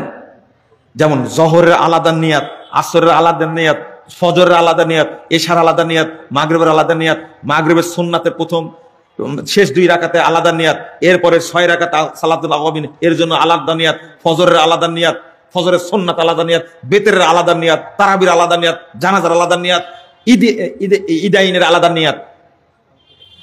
সব বিদআত। সব কি? এতগুলো নিয়াত মুখস্থ করতে মুসল্লি বলছে আমি পারবো না, নামাজও পড়বো না। যদি পড়তো, সূরা মুখস্থ করতো, ভালো হতো না? আল্লাহ রাসূল বললেন নিয়াত করতে, আর আমরা শুরু করলাম নিয়াত বানাতে। নিয়াত কি? বানায়া পড়তে শুরু করলাম। নিয়াতের স্থানটা কোথায় বলেন তো দেখি। আচ্ছা, নিয়াত কি মাথায় হয়, চোখে হয়, হাতে হয়? নিয়াতের জায়গা কোথায়? অন্তর। আন-নিয়াত মাহাল্লুহুল কলব। নিয়াতের জায়গা যে অন্তর, এ মর্মে পৃথিবীতে কোনো ইখতিলাফ নাই। তো মুখে আসলে কি করে এটা? আচ্ছা, অন্তরের আমল আপনি আজীবন চেষ্টা করে মুখ দেয়া করতে পারবেন? আজকে বলেন, আপনি বুঝেন না মনে হয় কথাটা? যত আমালুল কুলুব, অন্তরের যত আমল, তার মধ্যে একটা আমল আপনি কি মুখ দিয়ে করতে পারবেন? বুঝেন না মনে হয় কথাটা?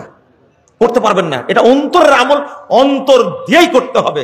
আপনি মুখ দিয়ে করলেন কেন? এই বুঝটাই এখন পর্যন্ত আমরা দিতে পারিনি। এর মধ্যে সালাতের মধ্যে যদি ঢুকেন তাহলে আরো অবস্থা খারাপ। বন্ধুরা আমার, আমি আর কথা বলবো না, শুধু উদাহরণ দিলাম আর বললাম খবরদার যে কোনো আমল করার সময় যেন বেদাত না ঢুকে। মনে থাকবে, বেদাত যেন না ঢুকে। আল্লাহ যেন আমাদের বুঝার তৌফিক দান করেন, আমিন। এই যে মুসা দারুল হাদিস ইসলামিয়া হাফিজা নুরানি কিন্ডারগার্টেন, নুরানি মাদ্রাসা রাখছেন কেন নামটা? নুরানি বাদ দিয়ে দিবেন, সব নুরানি ভার্সন একটা একটা। আগে ছিল শরীফ, কোরআন শরীফ, মাজার শরীফ, দরগা শরীফ, মক্কা শরীফ, হাদিস শরীফ, সব শরীফ ছিল। কোরআন শরীফ বলা যাবে? কি বলতে হবে? আচ্ছা, এরপরে ভার্সনটা চেঞ্জ হয়ে সব হলো মুবারক। কি হলো? মুবারক, অরুষ মুবারক, জুমা মুবারক, ঈদ মুবারক, জুতা মুবারক, দান মুবারক, পেশাব মুবারক, পায়খানা মুবারক, সব মুবারক। এরপরে ভার্সনটা চেঞ্জ হয়ে আসছে কি? নুরানি। আমি গতবার কাশ্মীরে গেছিলাম, বুঝলেন? কাশ্মীরে যেখানে ছিলাম তো ওই ছেলেটা বলছে এখানে একটা মসজিদ আছে, হজরত বাল মসজিদ। কি মসজিদ? হজরত বাল মসজিদ। আমি দেখতে গেলাম, তখন কিছু মনে করিনি তো হজরত বাল মসজিদ কেন নাম হয়েছে। কোনো সাইনবোর্ড নাই, আপনি গুগলে সার্চ দিলেও পাবেন, এখনই দিন তো কারণ পাচ্ছি না। শেষে ঘোরার পরে জিজ্ঞেস করলাম, তো বলছে যে না, এখানে এই বছরে 2 দিন 3 দিন আল্লাহ রাসূলের চুল মাথার চুল দাড়ি প্রদর্শন করা হয়, এই জন্য। আর চুলের উর্দু কি? বাল। আমি বললাম যে ও, হজরত এখন বালের উপরে উঠে গেছে, এটা তো বুঝি।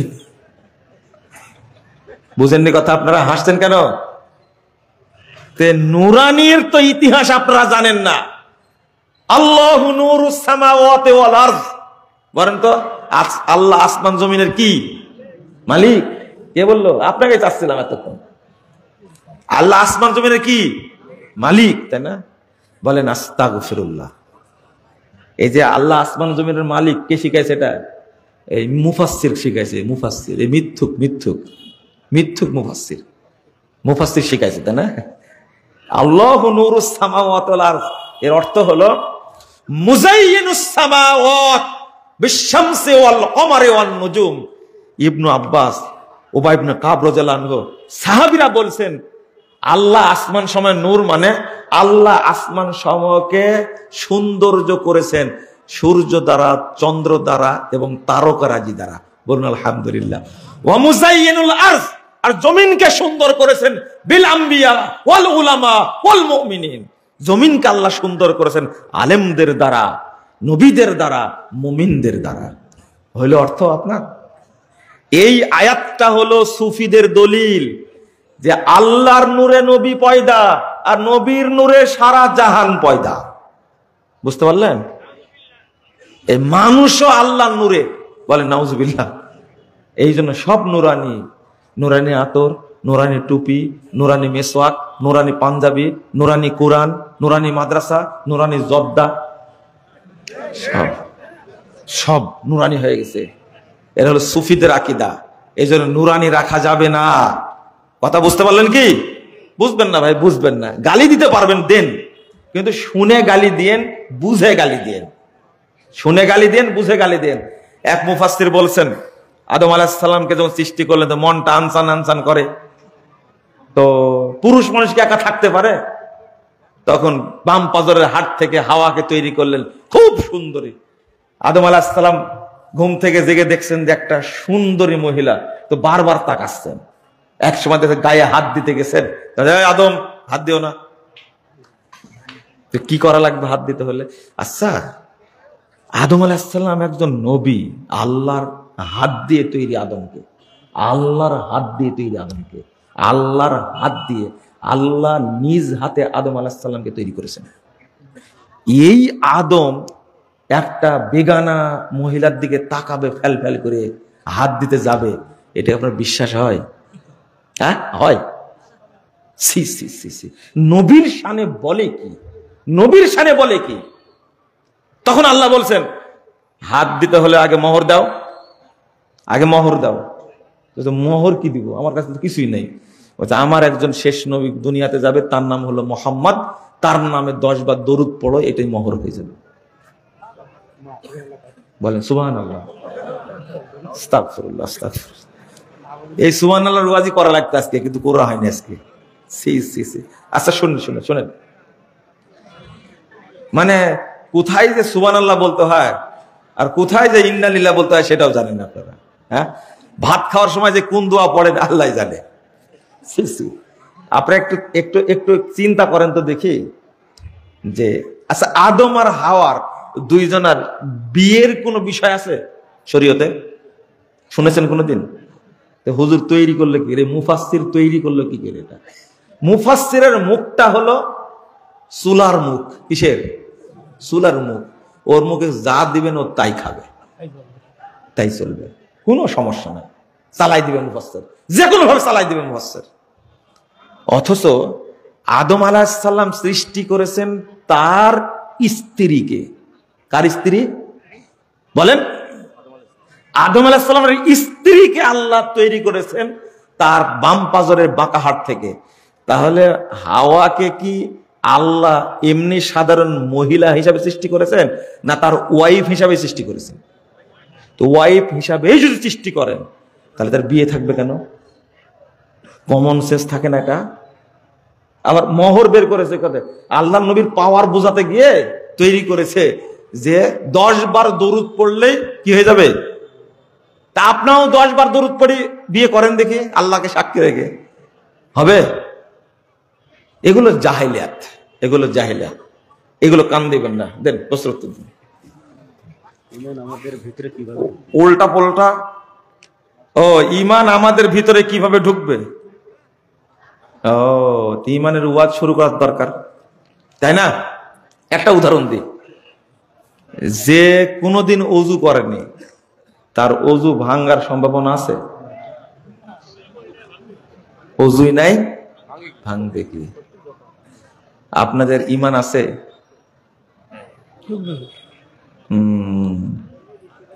এটাই, ঈমান থাকলে তো ঈমানের ওয়াজ করব।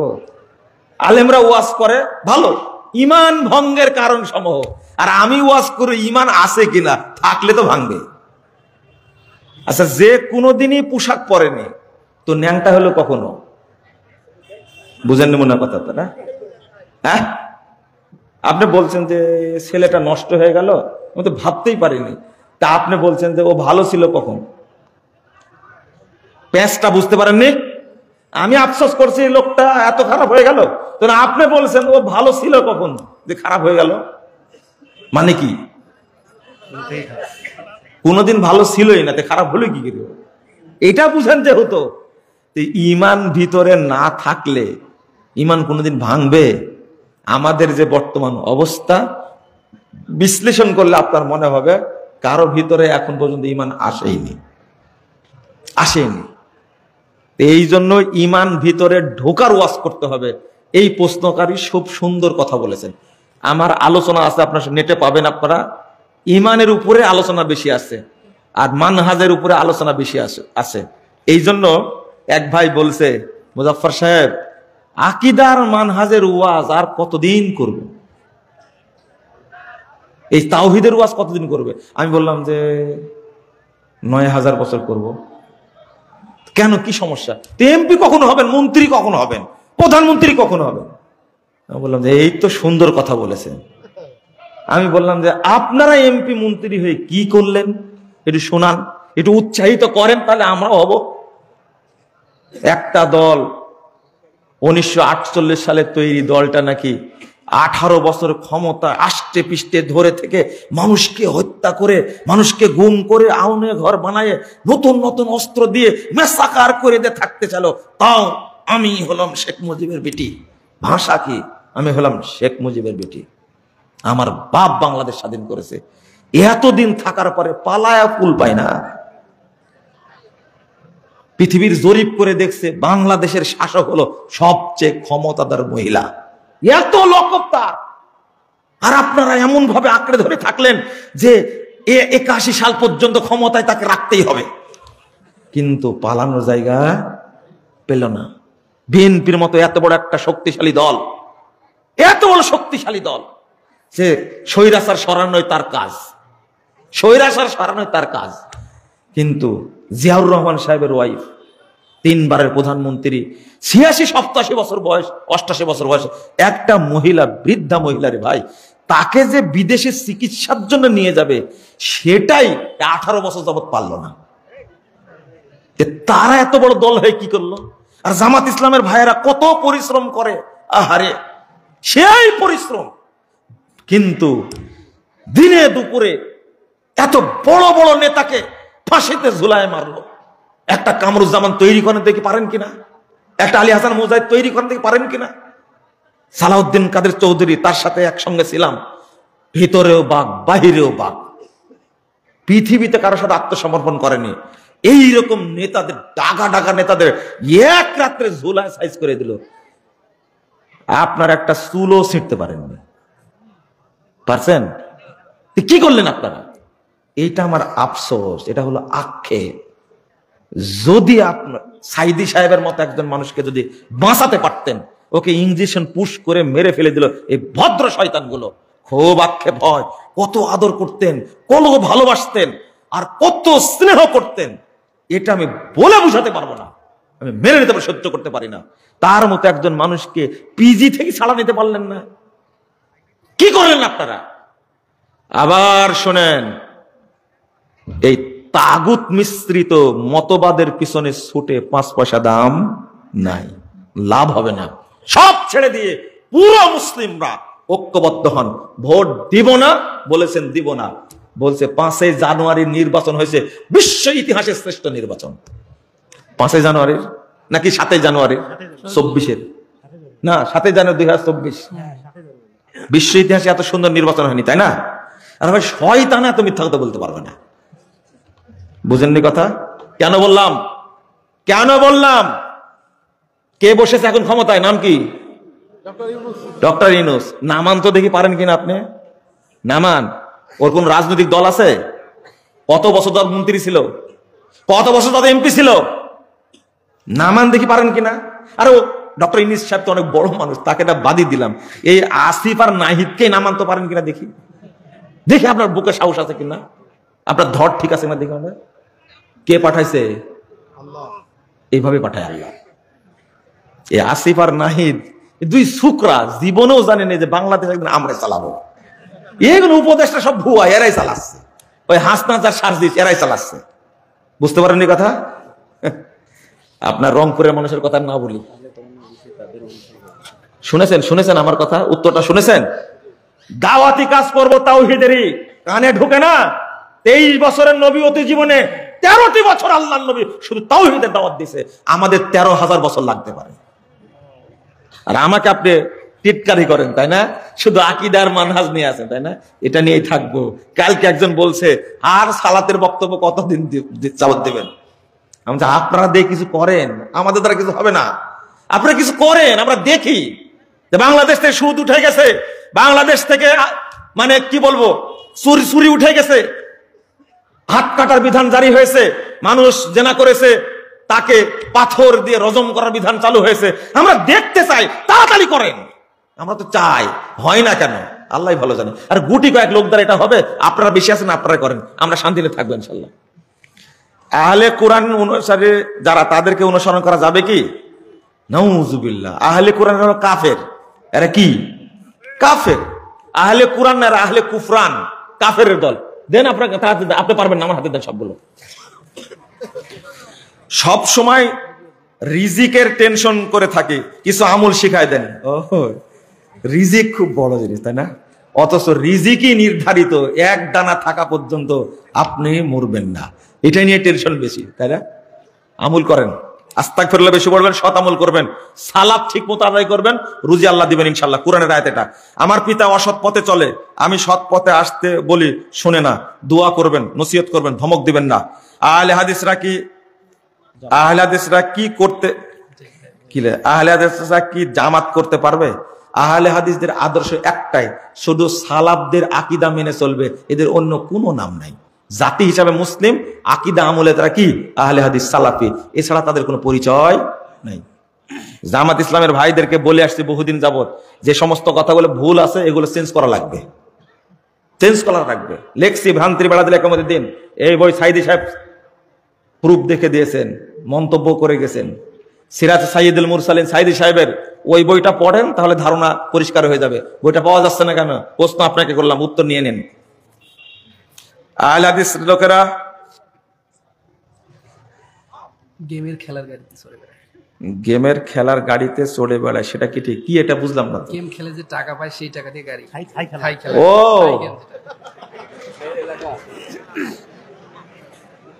নীলফামার মানুষের এত বুদ্ধি জানতাম না তো। হ্যাঁ, প্রশ্ন করেছে গোপন করে, যেটা তাই না? হারামের উপর দিয়ে চলা কোনো ব্যাপারই না। সুদকে হারাম করে খাচ্ছে কিছু, সুদের টাকারই গাড়ি কিনে চলছে, আর মনে করছে আমার ইবাদত কবুল হয়ে জান্নাতে ঢুকে গেছি। মুফতি আমির হামজা বলেছেন আহলে হাদিস বলতে কিছু নাই, তারা আহলে খবিশ। কথাটি কতটুকু সত্য? বক্তব্য তার ভালো করে শুনেন, আরো উপকার হবে, খুব ভূত পয়দা হবে। মুফতি আমির হামজা বলে আহলে হাদিস আহলে খবিশ, এরা নাকি মুফাসসির রে ভাই। কি যে মুখ দিয়ে বলে, কি যে মুখ দিয়ে বলে, সি সি সি। আমরা জামাত ইসলামের সমালোচনা করি কয়েকটা মাসালা, কিন্তু এইভাবে তো নোংরা নগ্ন ভাবে কথা বলি না। আহলে খবিশ বলে। শুনছি কুষ্টিয়া বিশ্ববিদ্যালয় থেকে আমির হামজা নাকি অনার্স মাস্টার্স করেছে। আমার বিশ্বাস হয় না যে বিশ্ববিদ্যালয়ে পড়া একটা মানুষ এইভাবে নোংরা, অশ্লীল, অপবিত্র, জঘন্য, দুর্গন্ধ, পচা ভাষায় কথা বলতে পারে। এ তো আবরার বলে, রেজাল্ট করে আবরার বলে, মিথ্যা কথা, এগুলো নোংরা কথা বলে। আর এর নামে প্রশ্ন করেছেন কেন? আমি ঘৃণা করি। আহলে হাদিসরা হলো পৃথিবীর সবচেয়ে কোরআন হাদিসের অনুসরণকারী শ্রেষ্ঠ দল, তাকে আহলে খবিশ বলে কি করে? ইসলাম শিখাবো বেটা, তুমি আসো আমার কাছে। খবরদার আহলে হাদিস নিয়ে বাজে মন্তব্য করবে না, গালি আমাকে দাও করবেন। এই কথা বলছেন কেন? গালি আমাকে দেন, কোনো আপত্তি থাকবে না।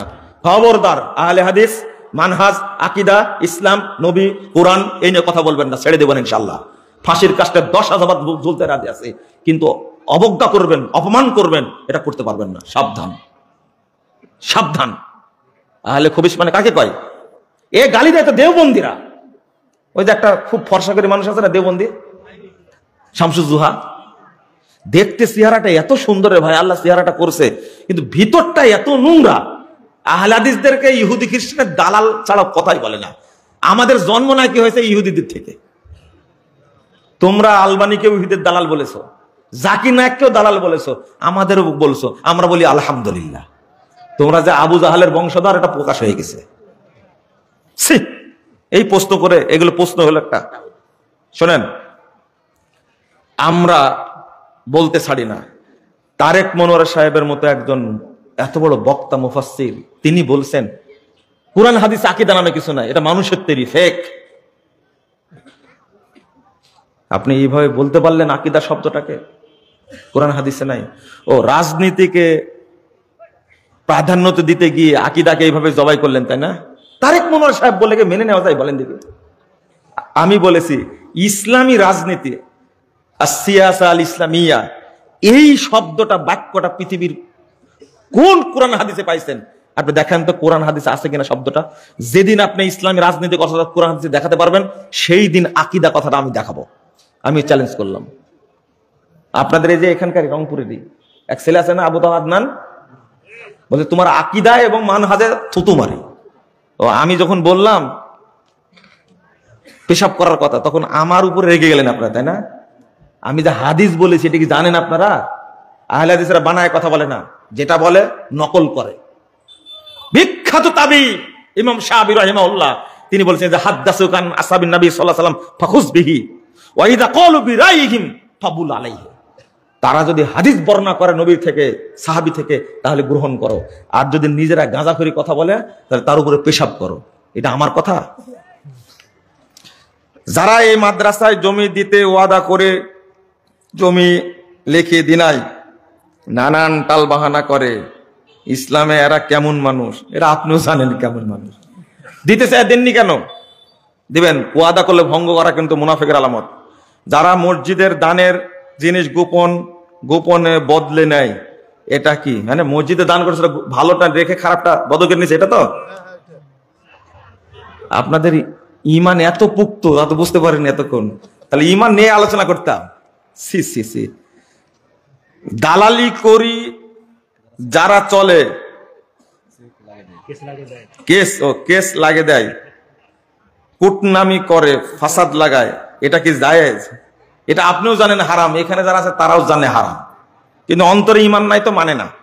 এক ব্যক্তি মসজিদের মাইকে ঘোষণা করেন হিন্দু বেহেশতে গেলে হানাফিগণ যাবে। তো এই কথা লিখছেন কেন আপনি? এটা কে বলেছে আপনাকে? বাজে কথা বলবেন না, খবরদার। জুমার দিন 2 আজান দেওয়া কি বেদাত? না, বেদাত বলবেন কেন? এটা বলবেন যে 1 আজান দেওয়া সুন্নাত। বর্তমানে যেভাবে আজান দেওয়া হচ্ছে 2 আজান, এটা বেদাত। কিন্তু উসমান রাদিয়াল্লাহু আনহু যেভাবে দিয়েছিল, এটা তো উসমান রাদিয়াল্লাহু আনহুর একটা সুন্নাত। আপনি আলোচনা শুরুতে বলেছেন দাড়ি ছেড়ে দিতে, কি লেখছে? আপনারা ভালো মানুষ না, ভালো করে প্রশ্ন করবেন। কবরে লাশকে কোন দিক থেকে নামাতে হবে? না ওইটা না, কবরে লাশ রাখেন কিভাবে এটা বলেন তো দেখি। সিট করে না উপর করে? সিট করে, তাই না? কেন রাখেন? কবরে লাশ সিট করে রাখা বেদাত। ডান কাতে রাখবেন। কেবলা কোন দিকে? এইদিকে মনে পিছন দিকে, তা একবারে কাত করে রাখবেন, ডান কাতে রাখবেন। কবর খোঁড়ার পরে মাঝখানে আরেকটা চিকন করে গর্ত করবেন, একবারে কাত করে রাখবেন। এটা সুন্নাহ। সিট করে রাখা বেদাত, সিট করে রাখা বেদাত, সিট করে রাখা বেদাত। কাত করে ডান কাতে রাখা সুন্নাত, এভাবে রাখবেন। কবরে লাশ নামানোর সময় পশ্চিম দিক থেকে নামানো যাবে না, দক্ষিণ দিক থেকে, পায়ের দিক থেকে লাশ নামাতে হবে, এটা সুন্নাহ। আমাদের নিজের কোনো জমি নাই, আমরা মানুষের জমিতে চাষ করে চলি, কিন্তু আমার লোন করে, লোনের টাকা দিয়ে জমিতে চাষ করি। এখন এগুলো আমাদের কি হারাম হবে? লা ইলাহা ইল্লাল্লাহ, হারাম, হারাম। ব্যাংক থেকে লোন নিয়ে আপনি চাষাবাদ করতে পারবেন না, হারাম। টঙ্গীর বিশ্ব ইজতেমা হয়, সেখানে 2 দলের দ্বন্দ্ব চলছে, আমিও তো করে দিলাম একটু। তো বিশ্ব ইজতেমা বললেন কেন আপনি? আপনার মুখটা ভালো না। বিশ্ব ইজতেমা হলো আরাফার ইজতেমা। কিসের? এখানে কয়জন লোক হয়? আরাফার হজটা হলো বিশ্ব সম্মেলন। আপনি বলতে পারেননি। খাঁটি আহলে হাদিস অর্থাৎ আহলে হাদিস আন্দোলনের নেতা, কিন্তু ধর্মনিরপেক্ষ মতবাদ অর্থাৎ আওয়ামী লীগ করে, ফতোয়া দিন। আহলে হাদিস আবার আওয়ামী লীগ, আহলে হাদিস আবার বিএনপি, আহলে হাদিস আবার জামাত, আহলে হাদিস আবার কি লাঙ্গল, কোনটাই চলবে না, শুধু আহলে হাদিস। জামাত ইসলাম বলেছে ঈমান রক্ষার তাগিদে ইসলামে যোগ দিতে হবে। তা আপনি কি অমুসলিম নাকি? হ্যাঁ, ওয়াজ তো করে দিছি, আমি করে দেইনি? ভ্রান্তির বেড়া দিলে একামতের দিন বইটা পড়বেন, তাহলে বুঝতে পারবেন। দোয়া কবুলের উত্তম সময় কখন? শেষ রাত্রে। জান্নাত ও জাহান্নাম দেওয়ার মালিক আল্লাহ তাআলা। বাবা জাহান্নাম, ও পেঁচ বাধা দিচ্ছেন, তাই না? জান্নাত দেওয়ার মালিক আল্লাহ। রাসূল কিভাবে জানলেন তার বাবা জাহান্নামে, তাই না? তা হাদিসটা আপনার পছন্দ হলো না? সহিহ মুসলিমের হাদিস মাথায় ঢুকলো না? এইভাবে হাদিস বুঝেন আপনারা। এটা আল্লাহর রাসূল জানতে পারতেন, আল্লাহ জানাতেন। আল্লাহ কি জানাতেন, নাহলে জানতে পারতেন? তিনি তো গায়েব জানতেন না। আহলে হাদিস ও আহলে কোরআনের মধ্যে পার্থক্য কি? আহলে হাদিস মানে কোরআন এবং হাদিস দুইটাই মানে। আহলে কোরআন মানে হাদিস মানে না, কোরআন মানতে চাই, এটা মিথ্যা কথা তাদের। সালাত আদায় করে না, এমত অবস্থায় মৃত্যুবরণ করলে তার জানাজা পড়তে হবে কি? না না, ও কাফের, মরে গেছে, ওর কিসের জানাজা? ধুর, যারা নামাজ পড়ে না তারা কাফের, তারা মুশরিক। কথা বোঝা গেছে? তারা মুশরিক, তারা কাফের, তাদের জানাজা না। ওকে দাফনও করা যাবে না, কাফনও পরানো যাবে না, গোসলও দেওয়া যাবে না। না না, ঠিক বলা লাগবে না। ঠিক না বললাম, আমি যেটা বলি ঠিকই বলেছি, আপনাকে বলতে হবে না। জাযাকুমুল্লাহ খায়রান। তো শেষ করেছে, দোয়া পড়লেন। এই উঠছেন কেন? যারা বসে আছেন তারা বসেন, যারা গেছে তো গেছে, দোয়া পড়ে উঠতে হবে। আলহামদুলিল্লাহ, আপনারা মানলেন। আল্লাহ তুমি এই সুন্নাতটা মূল্যায়ন করার কারণে, মানার কারণে আল্লাহ তুমি আমাদেরকে জান্নাতুল ফেরদাউসের মেহমান হিসেবে কবুল করে নাও। আমিন রাব্বাল আলামিন। বলেন সুবহানাকা আল্লাহুম্মা ওয়া বিহামদিকা আশহাদু আল্লা ইলাহা ইল্লা আনতা আস্তাগফিরুকা ওয়া আতুবু ইলাইকা। আসসালামু আলাইকুম ওয়া রাহমাতুল্লাহি ওয়া বারাকাতুহু।